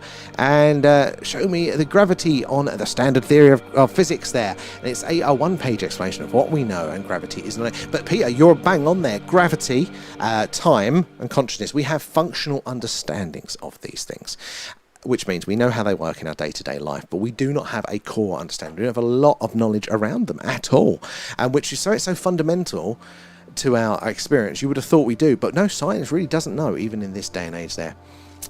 Our reliance on the cosmos is not definite there. Oh my god, sorry guys, it's catching up on me here. As long as they leave my off-license alone there. And perhaps humanity is a collaborative project involving many galactic beings. That would at least explain the great interest. Well, that could be an angle. And humans are certainly the aliens. I think it's interesting. And you see daylight... Air Force Daylight UAP footage. No, I haven't seen that one yet. And corruption and greed are one of our such their interest there. And again, I think that the corruption it's a fundamental property, And watched Bob Lazar's and Travis Walton's finally. I watched that. It was very good there. And I mean, it was alien. I would keep an eye on humanity. It's fair to say we could really, but we definitely. But maybe maybe it's the process for those as well. And something unleashed the power of imagination, and we began. Yes, now the stages of consciousness. There was an interesting thing that I read a while ago on maybe even humans weren't as conscious as we are now, and they talk about the Great Bronze Age, the Late Bronze Age collapse, and how that may be a sign that we had become more conscious. Something going on in our brains. Interesting that was there, and we know nothing about our desire to learn is also 100% seeing all Larry Star fans. You love it, up. Angry has a video. Oh, I'll have to check that one out on that one, Tank. Thank you for the heads up there. And God could just be a singularity, possibly syntax. Hello. I'm very much open. I wouldn't collapse any of these things down there. Right, I'm just going to bounce back over to the TikTok because you guys have been waiting horrendously long there. Crummy, thank you for the grits there, Crummy. Leanne there, 111, and Kate and Print Farm. Thank you guys for all of those and for feeding Alan. Let me just scroll that back up. Nom nom nom, thanks, You guys have been waiting patiently. Let's have a scroll. All right, see if I can find the top of where we left the TikTok chat last time. Sorry, guys, it's been a while. I thought the YouTube is normally quiet, and it's caught me out on catching up. It's been a long one there. Amanda, hopefully you're still in there. Good to see you there. And convinced slugs are aliens. They're weird slugs, but there are a few candidates. You know what they talk about: octopus, viruses, fungus, all that sort of stuff. There, different enough there. The gnomes, Kate. I know. I did laugh at myself for that one. And Kate there and Leanne coming in with the shares. Thank you for those guys. It is the likes, the shares, the tapping away that helps us reach more and more like-minded people there, like yourselves. Say the more eyes and minds we get on the old phenomena, the more we can all piece this puzzle together. You never know who's going to come in and what experience with the phenomena that they are going to share. Oh no, TikTok made it to the Adam. Aha. You could have taken credit for. I wouldn't have known. I'm such an old man when it comes to technology. And she said, I love TikTok shop cough. I'm not playing their games. I've given up. And M to the C, loving the stickers there. And Colt, how are you doing? Oh, good night for you there. Well, thank you for joining us there. We're still going to be on for a little bit longer, guys. And Oscar, Trump is a filter. Viltrumites, they're slowly destroying Earth. They're getting ready for Viltrum to take over. There was an interesting film, like spoiler alert, The Arrival with Charlie Sheen, and I think it's like a late 90s film. It's a good film, go check it out, but spoilers, the gist is the reason for global warming. Look at these two. They look a little bit different, actually. Zoom mode activated. Worth keeping an eye on. The spoilers is that basically global warming is aliens releasing, you know, the gases into our atmosphere to terraform it, to make it more habitable for themselves before the invasion. There, maybe there's something going on there. Oh, Leanne sent a portal as well. Thank you for that one. I missed it there. Does anyone get the reference? No. There. I mean, it makes sense. Maybe there. Good evening, Chromie. How are you there? Yeah, where are we done it? Star Trek is fascinating, Leanne. It really is. As a little modelling system, as like a simulation there, looking about what could be, you know, running a model. Basically. Fucking thing jumped ahead on me now. I've got to find out where we are in the chat. Oh my god, I'm too far behind. God, it's quite hard. It's going to be a while, TikTok, before I get down there. But I will get to your messages there. DS9 is an amazing series, but I've always got a soft spot for TNG. You bloody Trekkie. Exactly, Leanne, there. And is that Belma? Thank you for the shares there as well. Do appreciate those. And 111 as well there. And how are you doing, 111? Just getting to your messages now there. Where did you get to down here? Rory, have you seen the historical UFO evidence? So yeah, we looked through the recent stuff from the US, but there is a lot. Now, there's nothing in of it itself that is slam dunk. There's nothing that conclusively proves it that is publicly available. But there is a lot, again, of eyewitness testimony, and there's just so much of it, and that how it all fits together. There is, again, a lot of even, you know, now we're getting this stuff that's released of, you know, proper images, proper video and stuff like that. And again, they haven't released the good stuff yet where we think that is in there to slam dunk it. But there's got to be something going on with all that is out there.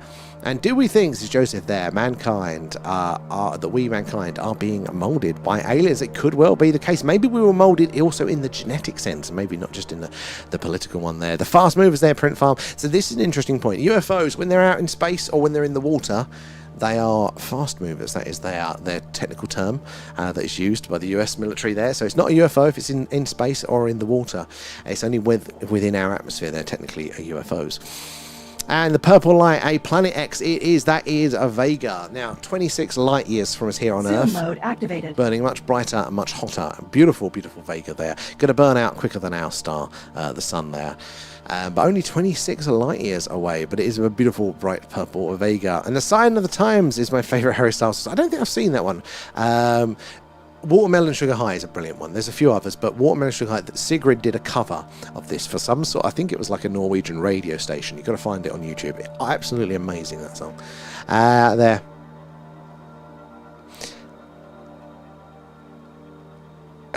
What are you talking about, Leanne? The Harry Styles poster. And what is a Leanne? Yes. You can do the dots. Yeah, that is it. She just broke into my house. She's lying, guys. Drewski, how are you doing there? Hope you're well. I hope you didn't have a heat exhaustion the other night. It got close, Drewski. It got close. I started to get dizzy, and I thought, right, so I think I'd come away at the right time. I was worried it would damage the computers. Luckily, it's now a mere 35 degrees in this room. So, not so bad as it has been. But, yeah, it could still be a little bit cooler there. When I'm complaining about how cold it is in the winter, you can remind me about this. First time that we had to, in the year of doing this, first time we had to stop the streams because it was too hot there. But we'll be back on tomorrow night. It's going to be a clear night as well.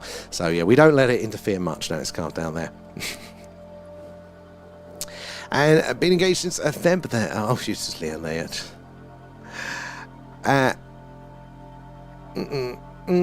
Check there. Yeah, Oscar, I was on the YouTube there, and I'm now back over onto the TikTok now. Just slowly working my way through the list, through the long chat.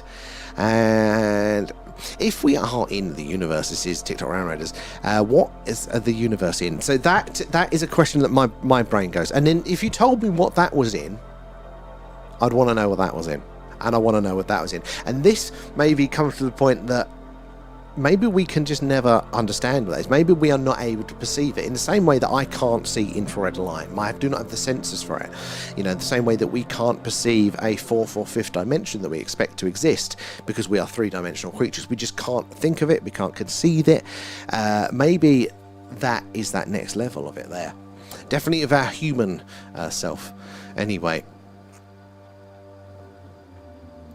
Where did we get to? And R4, how are you doing now? Perfect sky tonight there. What time are you on till? So R4, it's so good to see you. Sorry it's taken me so long there. We are on normally until 1 a.m, so another 20 minutes, but maybe we'll push it. It is the weekend, and it is a nice sky, so we'll see if we can live a little there. Well, I am quite hot in this room there. Oscar. Alan's adopted. He's, he gets his looks from Leanne.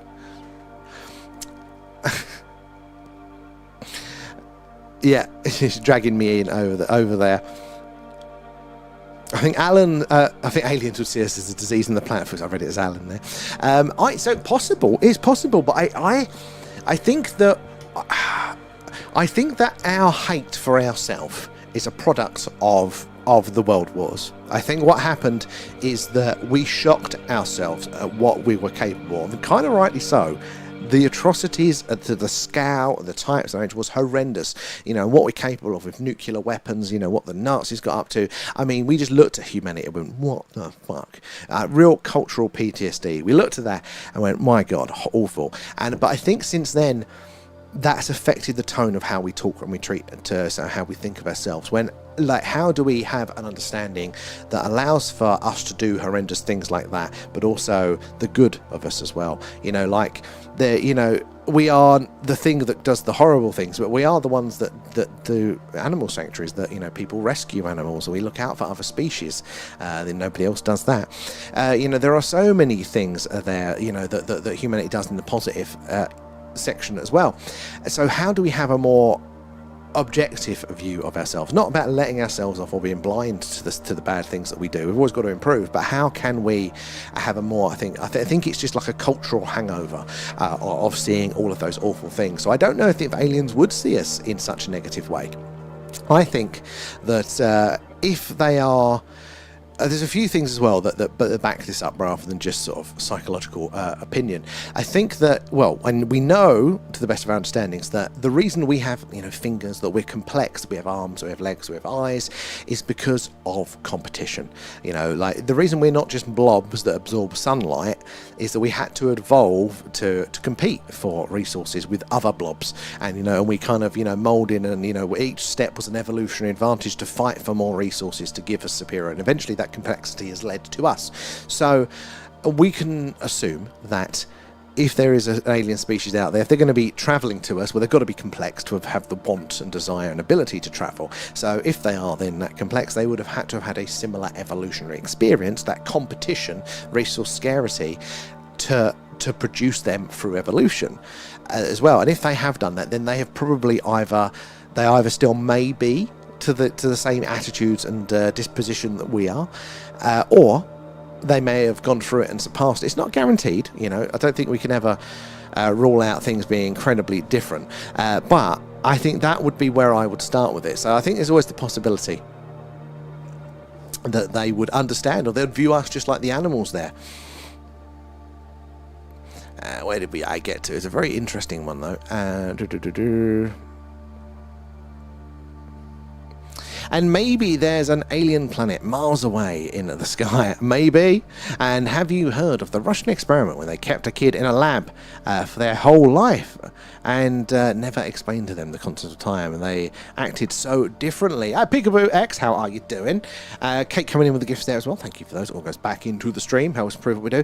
I hadn't heard of that one, but I would not put anything past A, humanity, B, the Russians. But then again, you look at some of the stuff that we've got up to, probably not much better. There with it, but time is an interesting one. So there is obviously what we experience in a, what do they call it? Well, it starts with E, and it's the everything getting more and more complex and chaotic. Can't remember the word now. But either way, there is a time thing, and then there is our perception, our experience of time, and I think a lot of that is tied to language. Language isn't just the words that we use to say, you know. That's a bad example. You're not going to see what that is. If I go mug, right, you know that I'm holding a vessel that typically takes hot liquids that I drink from, right? And that's what we most of us assume language is. The words to describe things. So I can say the word, I put my mug down, you didn't have to see it, but you know what I've done. But language is also little, if you've done programming, it's like little scripts, it's little processes there, and it's how your brain will structure that information as well. So yeah, the concept of time being different if your language is I think can work, is definitely very, very interesting there. The film Arrival, the newer one with Amy Adams, I think, they touch on this in a very interesting way as well. So it's very cool. But yeah, I mean, humanity definitely knows no bounds there. Finally, it's coming back. I've just got to that now. And Rory, have you seen the 1562 shapes in the sky photo? Got to see it. Oh, is that the Sam, oh. Entropy, that was it. Thank you, darling. Yeah, entropy there. So there is something we experience of time, but there is then our experience of that. But yeah, entropy, no, the 1562, yeah, again, this phenomena seems to have been going on a hell of a long time there. Also, in your pick on the Discord, Carl, let's have a look at that one. If my phone's working, I think it got too hot to work. It does seem to be working now.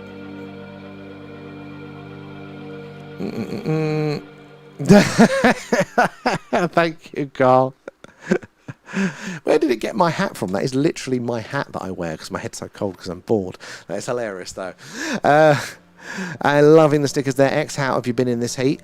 And it's a very good movie, and I loved the white oval-shaped UFOs there. Honestly, some of these movies we get now, we are spoiled there. And tap Drewski, thank you for that. Again, it is the likes and shares tapping away. That helps us reach more and more like-minded people like yourselves. The more eyes and minds on the phenomena, the better, the more we can all piece this puzzle together. And Joy of Some Trades, how are you doing there? Hello from the US. Very, very welcome in. Welcome to our Skywatch. So we're doing a live Skywatch here in the UK from Wiltshire, which is just down the road from Stonehenge, but right in the heart of Crop Circle country here. So we get lots of anomalies in the sky. We're looking out for things like this, but we need to see it stop dead, shoot off at speed, or like that, change course or trajectory. That tells us for sure that it is something a little bit stranger than one of the many man-made satellites that are flying around up there in space. So yeah, do help us to spot these. Have you ever seen anything strange there, Jay? Sorry, Jay, have some trades. Have you ever seen anything strange in the night sky yourself there? Oh, South Carolina. Actually, I think you might be there first from South Carolina. I'll catch you later, Kate. It's always good to see you. Thank you for being awesome as always. Print Farm as well, catching up with some good there. And Sydney, thank you coming in with the gifts. Nom nom nom. And thanks, feeding guys. Alan, guys. So it all goes straight back into the stream there. We're currently saving up to take the show on the road to do the tour of UK UFO sighting locations. So we do our live on locations, normally the Iron Age hill forts that surround the town. They're pretty fun. But yeah, we want to go to Rendlesham Forest to kick off our tour. So it's all going back into that at the minute. And if you want some merch, like this really cool Skywatcher t-shirt, it all goes into that as well. Oh, I forgot, I've got my buttons. Hold on, will it load? Yeah, there we go. Boom. We got some really cool items there. So shop.thethingufo.live there will take you to the merch store. So we got a Signal Hunter, Skywatcher one, logo tees, and all of that jazz. The mug there. We've even got our Signal Hunter, we've got our UFO sightings logbook there, so you can log all your sightings yourself. So it all goes into that at the minute, getting us closer to getting on the road. And if you do buy something, take a picture of yourself with it, ideally as well on location if you're going on holiday there. Post it in the merch showcase section on the Discord, and then, oh, AUP's in there. AUP's been added. There we go. There's Carl. There's me. But yeah, we can, if you post it in that, it automatically populates this this channel, and yeah, you'll get yourself on the stream there. So they're the first ones of me looking like a plum. See, no Harry Styles poster in the bedroom. There's AUP. And there's Carl, yeah. So you can get yourself over there as well. Where did we get to back in the chat? We got to there, we got to Kate going there, didn't we? Entropy Leon, that was it, was bang on there. And words are very powerful, and thoughts make your perception. Oh, they really, really do, but like, how do you describe it? Like the words and language, it's our programming language. It is literally like programming computer. You know, you can collapse a whole series of movements and actions and how the world might work into a sentence, into a word sometimes. And then you can execute that one word and save all that space. But also it gives you can add different features. Just like, you know, when Neo in the Matrix downloads his karate one like that. That is what is happening with when you're programming your brain with it. It's insane how it all works there. And word, program, thought there. And I found it absolutely fascinating, though, that, you know, you have to get out of your head as well. Like, you can think about all these things, but when you speak them as well, it's a different part of your brain, and it's almost like having a conversation with somebody else sometimes, literally. It helps you can re-understand the same thing. You might have had the same words going through your head for weeks, but you talk to somebody else about that, well, even without their input, you can re-understand it and process it in a different way. The human mind is brilliant, and R4, I have honestly been enjoying the heat there. It's just not great in the house, and especially at night. Yeah, so R4, it's the house at night. That's the thing. Like during the, I just couldn't escape it. There was nowhere that was just any cooler. It was insane there. And the photo to me is undeniable proof there. And Rory, that is fair enough. I think if you've seen certain things and it makes sense and you have those understandings, that makes perfect sense. And Sydney as well there. Thank you for the follow. Where are you joining us from tonight? It's good to have you in there. And it's Kripke who did Philosophy of Language. Was it? You're the one. You did that at uni, Leanne. You should know that one. Naming and necessity. Yeah, because we like to think that those things that are out there in the world, and we'll see them, and we'll know they exist even if we don't have words and language. But that's not quite true. That's not quite how the brain works. Right, I'm going to bounce back over to the TikTok, sorry, to the tubes. Let's see. We got there. Where did we get to? I could talk dead horse about time. No, Brian, we love it. Never apologise. This is exactly what the stream is for. It's a melting pot of ideas, different opinions, different ideas. And this is exactly why it's good. So, guys, always chip in if you think anything. As long as we're offering up the information, not forcing other people to take it, you know, that is the thing. That's the difference there. I think all you guys are very, very good at that. We're the knowledge buffet. We all bring a dish. We don't force the vegans to eat the sausage rolls there. But never apologise for sharing at all. And friendly reminder to you all. You are powerful, eternal, created from stardust and all that exists, and a radiant starseed, a beautiful, magnificent consciousness that is eternal without beginning or end. I love that. Sam usually signs off obsessions, and paranatural usually comes on. That is perfect switching over then. You know, I haven't caught him in ages. And as you exposing how unknowing we are about gravity. Honestly, we really don't know a lot of things, and I think the things that we are confident that we know a lot about, so take anything from the physics textbook there that we do, again, it's probably that we just haven't identified where our theories don't work, you know. But again, that is the other part of all of this, is that we don't, and it's fine. Even if we don't know these things, you know, what we strive for on a day-to-day basis is mostly going to be functional. It's only when we want to push the boundaries do we need to know more. I have a love-hate relationship there as well with it. Anomalous. Where did we get to? Let's just scroll ahead of me now. Typical. Always the way.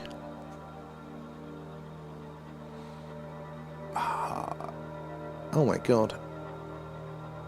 Okay, it's done its typical thing, said there wasn't that many messages on YouTube. But then I keep scrolling and I can't find them. Where's it gone? Where did we get to? Where did we get to? Oh my god, there's a bloody super chat I just missed as well. How did I miss that one come up? I got to this one, got to here. Timing is, of course, of the UK time. Yes. Underrated. Terraform Mars, I'm a big one for that. And apparently, the thing that we thought was going to be the barrier to us there, which is the perchlorate in the soil. So basically, what your washing powder's made of there, we think that's going to basically make life really difficult for us there. You know, planting crops, and we'd have to remove those first. It's not good for us. But they found out there's a bacteria that can eat the perchlorates there, fertilize the soil and produce oxygen at the same time. So maybe that is going to be the thing that helps us terraform it there. Maybe that would be the fuel for it. And I am lighting a barbecue, and I'm going to send an invite to... I want a barbecue there. A up there, thank you for the super chat there. Very much appreciated, and it also goes back into the stream. Getting the show on the road there. And Emilio, what's the name of the Discord? So it should just be the thing a UFO, but the way from as far as I can understand is you need the link. So the link should be in our YouTube bio and our description. Should be a link there, or in the TikTok one if you want to join that on guys there, or even on our website. It should click you through like to an invite link for Discord. So do check those ones out there.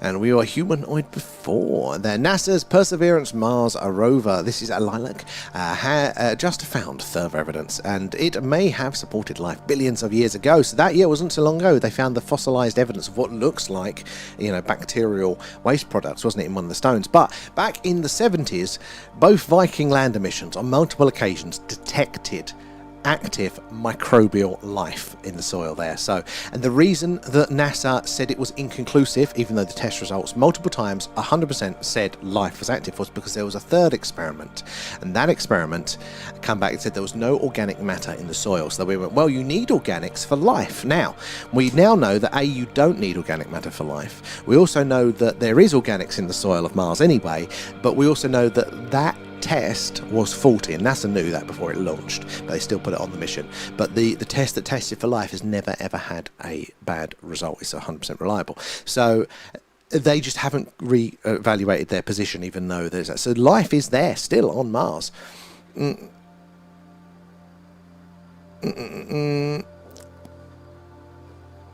And the sun was the cause of the heating of the Earth and a few other planets. And most alarmists have conceded that people are not the cause of the warming there. They have, and this is, I think it's just such a complicated issue. I mean, I just don't think we should be taking extreme action. I don't think the evidence is clear enough to knowing our imperfections in society, to say that we should be taking extreme actions either way, and that's what scares me. Either way on it there. And unfortunately, Area 51 has better technology than us. Is it alien technology? Is it crashed there and it's just sitting there? Have the Americans been able to adapt and modify it there? And the Earth has been going millions of years, and most likely UFOs visit us before our time. Well, this is the thing, but it doesn't have to mean that they're not here now. But it very much could be the case that throughout antiquity, I mean, our little window of existence is such a small in the existence of the Earth. If we're talking about likelihood, yeah, definitely it's been around a long time there. You're right on that one as well there, Tank. And what's the red dot in the D1? And Vince from Preston. Vince, very good to have you in. So that red dot here, sadly, I think is it's a dead pixel, basically. Cameras, or a hot pixel. So if I move the camera, that should stay in exactly the same place. Yeah, there we go. So there's a couple on screen. There's a couple of red dots and a couple of blue dots. I think the pixels get hot, apparently. And they do that. But it's a good question. Good eagle eye there. Where are we? I've been looking at Island Beach in North Falano there, and Maui still very active there. They do, but if you take your helmet off to smell it, then it'll probably be a goner. And it's so unending, it's frustrating. Oh, and Sam's scope there. What's my scope? What's that for? Oh, I've been... and do they... What's that? And God is the Lord of the little things. And Sparks. Where are we down here? Once consciousness has been expanded, there is no turning back. Yeah, you can't unlearn things, can you? I was listening to some really interesting stuff on DMT the other day, so that I think could be some more ways to explore that and this layers of actual reality there. Guys, if you're just joining us, so we're doing our live UFO UAP Skywatch. At the minute, we're kind of live from Wiltshire here in the UK, right in the heart of Crop Circle country, just down the road from Stonehenge. Do say hello in the chat. I'm just finishing up with the YouTube chat, then I'll bounce back over to the TikTok chat and catch up with you guys there. But do say hello, let us know where you're watching from tonight then. If you've had an experience with phenomena, would love to hear it. There.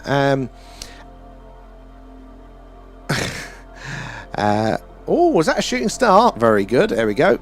First shooting star of the night there.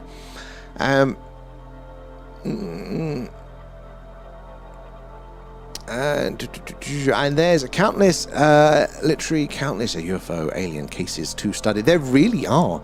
There is, if you talk about where's all the evidence, that is evidence. It's not conclusive in of itself, but it is still evidence. It is still data. There is still lots, and we are all one. There, we should realise that nature is telling us to pipe down. But we are all one. This is what is strange, isn't it? We are literally stardust. There. He's got the entire nights in Florida and New Jersey recorded. Interesting. The flash. Oh, you spotted the flash there, up. Love that. And it's just available on Kepler on K218b. One night a year ago, I saw UAPs from dusk till dawn there.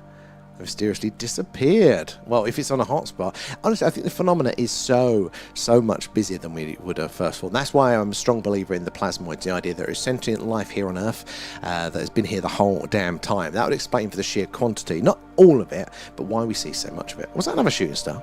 And then I dreamt I was standing in my crib as a nearly 1-year-old baby, and 3 different aliens were talking to you.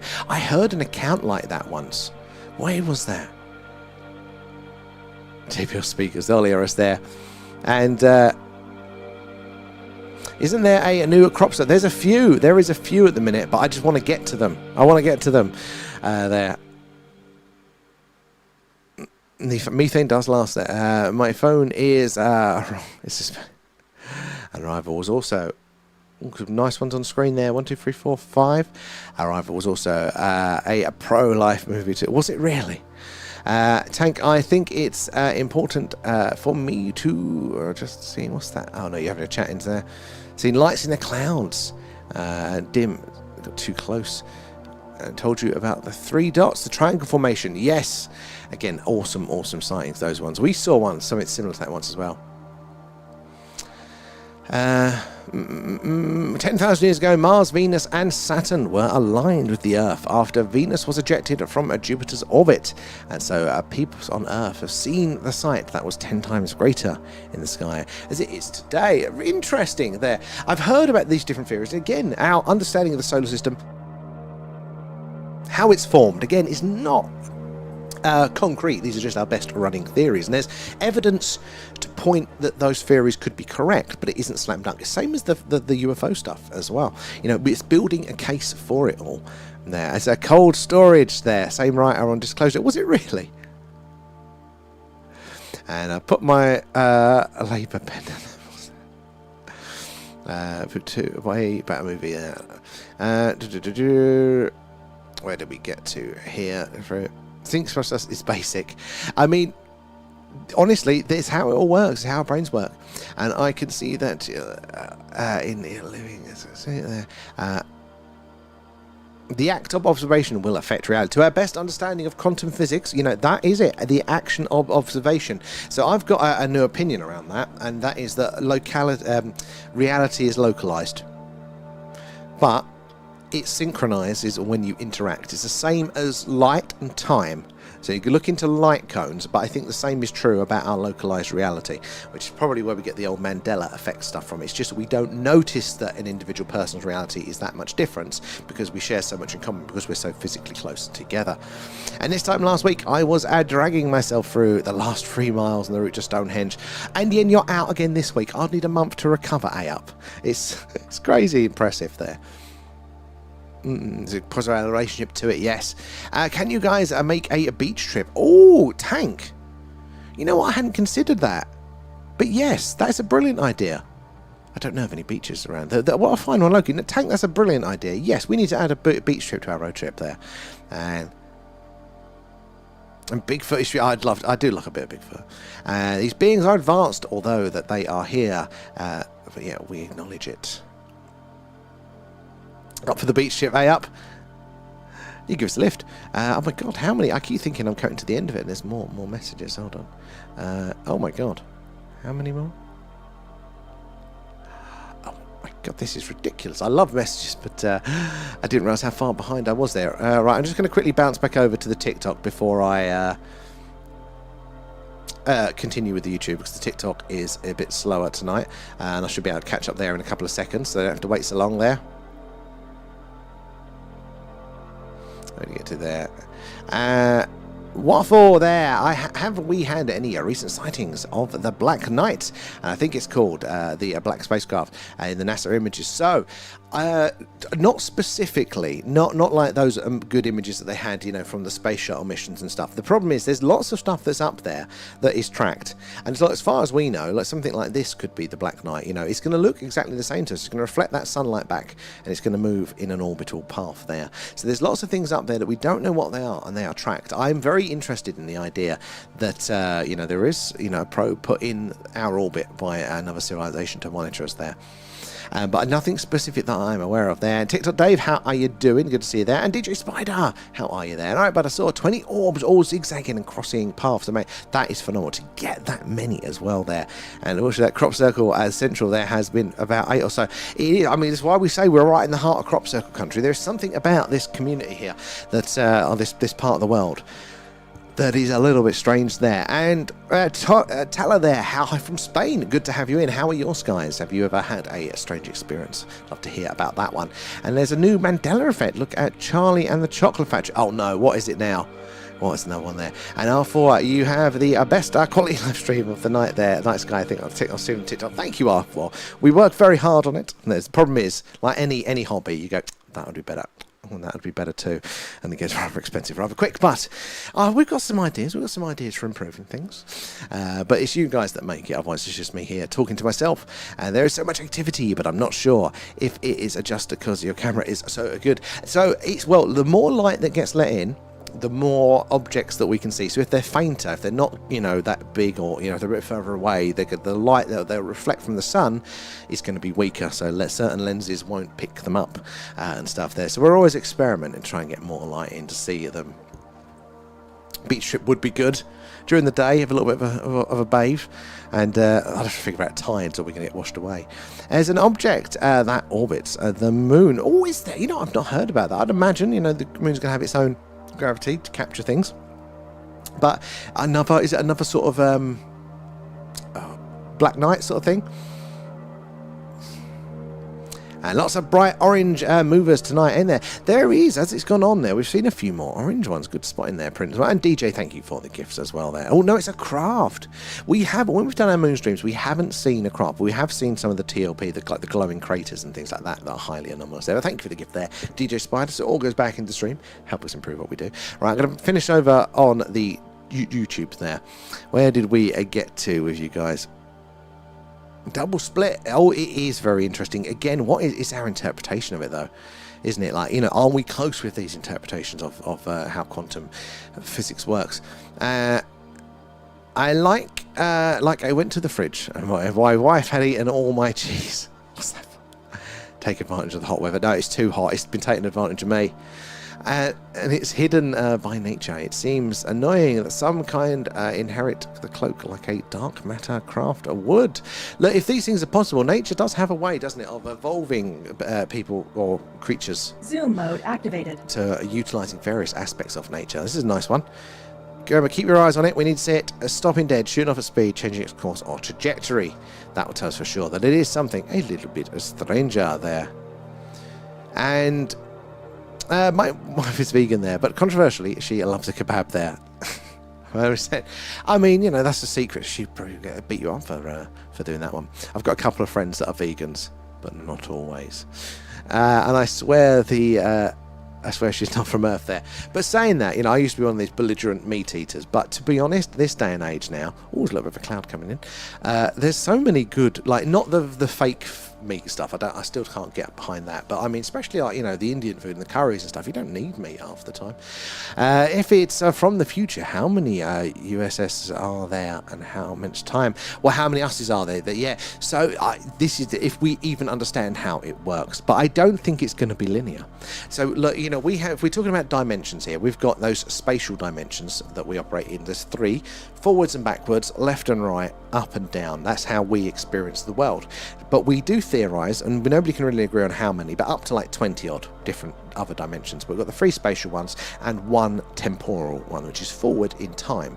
But if we're talking about dimensions, and if we're classing space as a dimension that we're going to interact with, and time as a dimension as well, why wouldn't it at least be possible that there's a forwards and backwards in time, a left and right in time, and an up and down in time? And how would that look?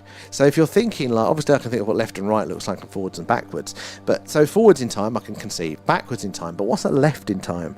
Well, is that left in time that kind of what we're trying to interpret as a multiverse, as an alternate reality there? Maybe if I go slightly to the left, there's me doing exactly this and the world is exactly the same, but I didn't wear the Skywatch t-shirt tonight. I maybe wore the Signal Hunter t-shirt. But then maybe if I go to the a little bit to the left of that, it's not even the t-shirt that's changed. Maybe I'm not even doing the stream, that, and same to the right. The difference is that way, and then God knows what up and down would bloody be.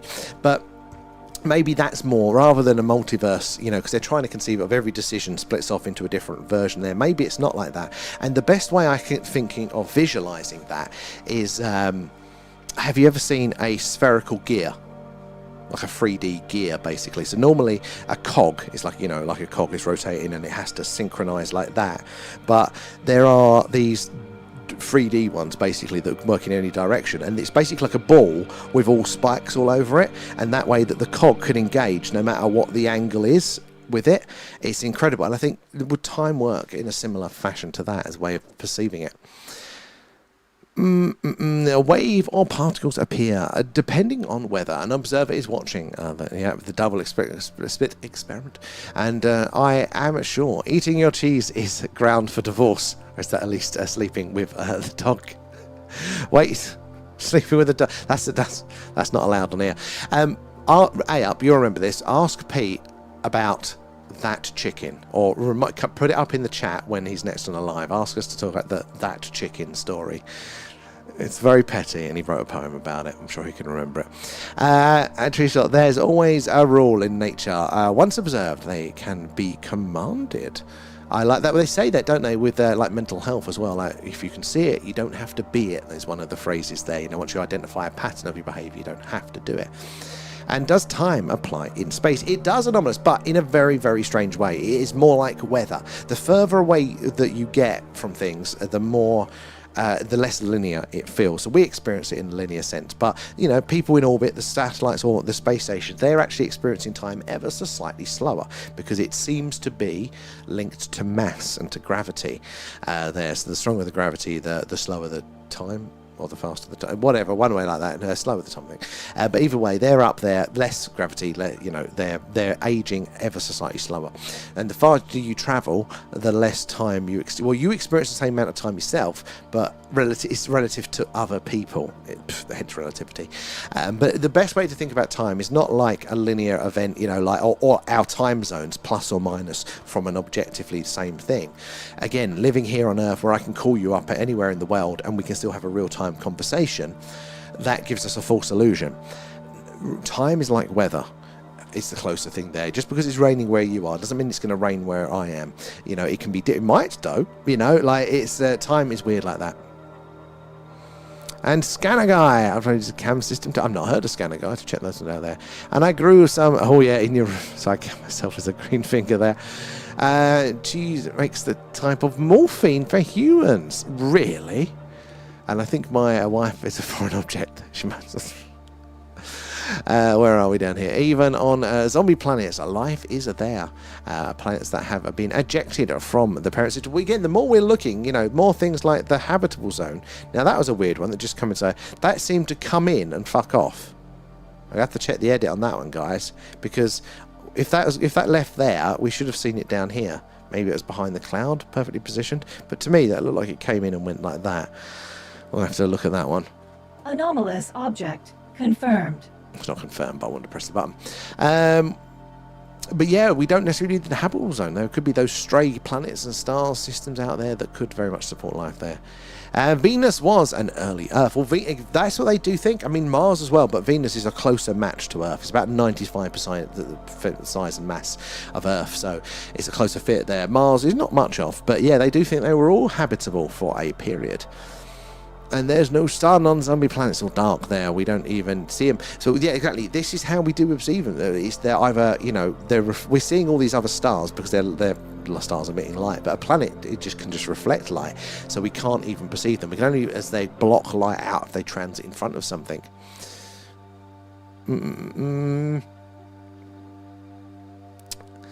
Where are we there? Milk-based foods are like returning to the maternal womb, safe and nourishing. I want a milkshake now, especially in this heat there. Pitch Black was a realistic movie, because most life is mostly bugs. That's a good point, actually, Tree, and we should probably expect that. Evolution convergence turning up with similar sorts of things on these distant planets there. And just to remind peeps in the chat there, a planet means a wanderer. So planets move about. They very much do.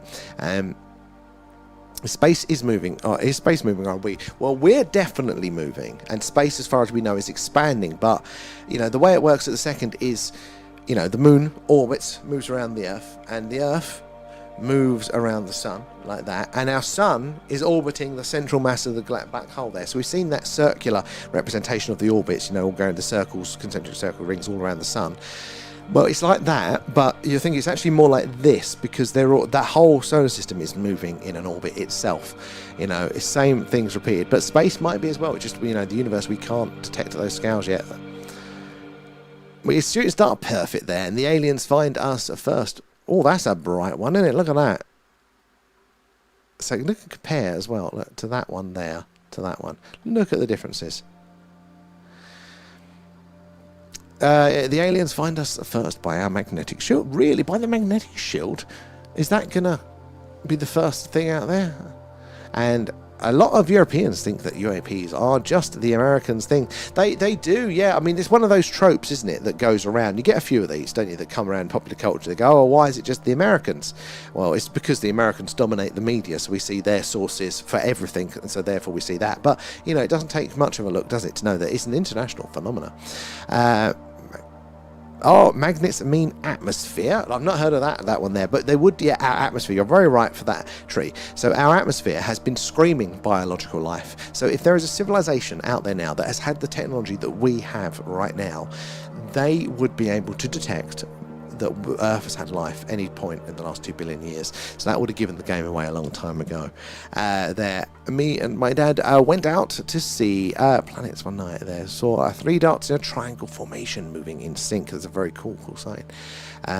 Most the life arising is extinguished by sun's radiation there, and it seems deadly. Yeah, they do say, don't they, a lot of the red dwarfs could be too volatile for life to start, could strip their atmospheres, but it's not quite known. After 2 shooting stars, the UFO comes along, living like we're waiting for that one. And show a laser pen. 2 went off side by side. And no, now that interaction again. No, wait, exactly. Aircraft can't do that sort of thing. Other went off in a zigzag. I wish I had the balls to use a laser pen. Clouds of horror. The Empire Strikes Back there. And gonna buy everything that's going up in price. Oh, it is at the bloody minute there. Also flawed is humanity. We very much are. The nature of things, though. And some say plasmoids are beings of energy that broke apart by nuclear forces.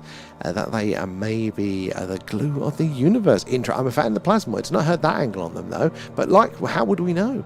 Couldn't say they're not. I'm serious about the... Oh, I know you are, Anonymous. I know you are. It's a very, very good sighting. And God, I wish I'd had... Especially having that cause and effect there as well. That is brilliant. Absolutely brilliant. All right, bounce back over to the TikTok. Where did we get with you guys? not many messages there. Nope, it's a craft. Is it? Which one was that? I've forgotten now. And top quality stuff is always there. Looking forward to thank you, Arthur. Looking forward to having you in. They have admitted that there is you was talking about, wasn't it? Orbiting the moon there, yeah. And they have admitted there is a base on the moon. Who's admitted it? I've heard rumours, but I haven't heard of anything official yet for those ones. But there are some very interesting images, aren't there, of objects on the surface that look a bit suspect. And if you squint your eyes and see double, in a sense, you are looking at two dimensions at once. I like the angle there, Tick Tick. There's my water. I had a panic then.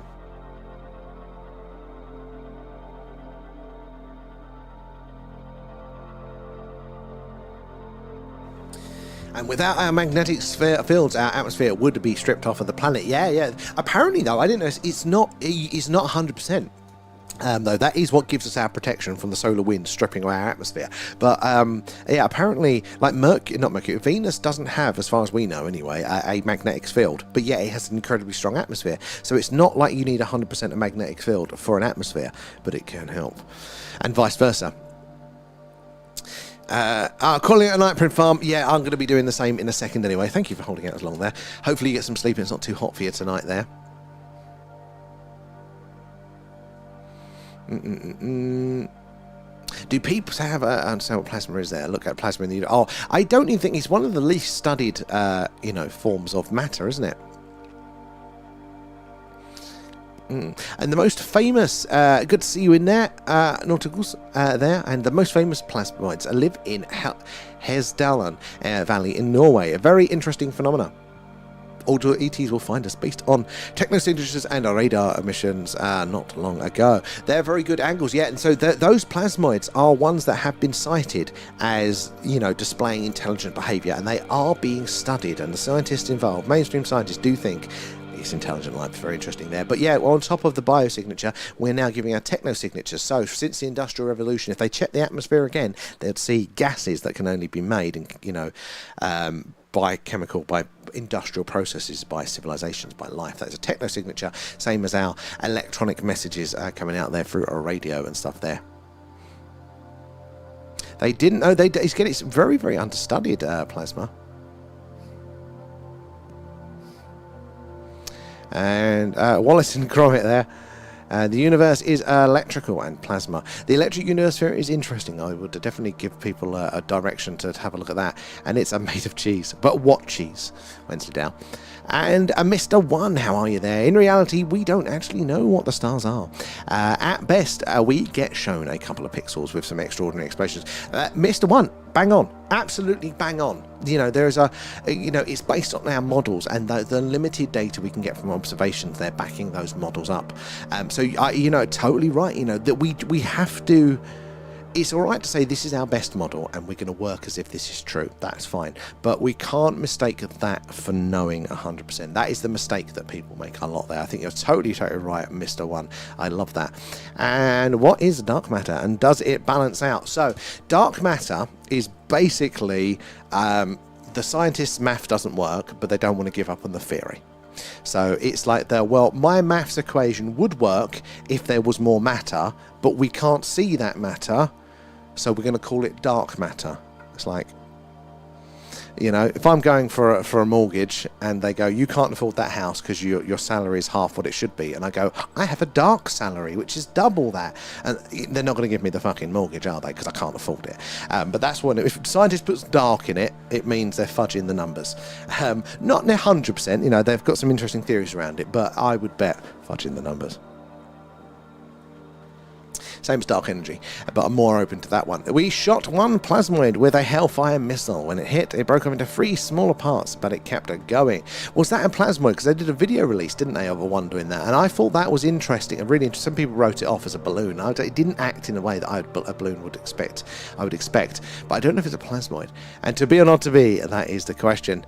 Me and my wife are yin and in my case, beer. Yin and beer. Took me a second there, but I like that. Dark matter is our government there. And Smoke from a UFO. It says smoke screen. So Morningwood. Good to see you.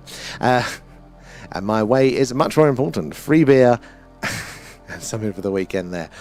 And dark matter is there to balance out the mass problems. Basically, yeah, it's the fudging of the numbers. And maybe there is something there, but the more they look, the more they're having to kind of jump over themselves to figure out where it could be and what it could be. And do you think we can interact with dark energy and dark matter once we die? Maybe if when we die we do go to a different form of existence, reality, dimensions, then maybe we do. But it depends on what that is there. I do love a good bit of fudge.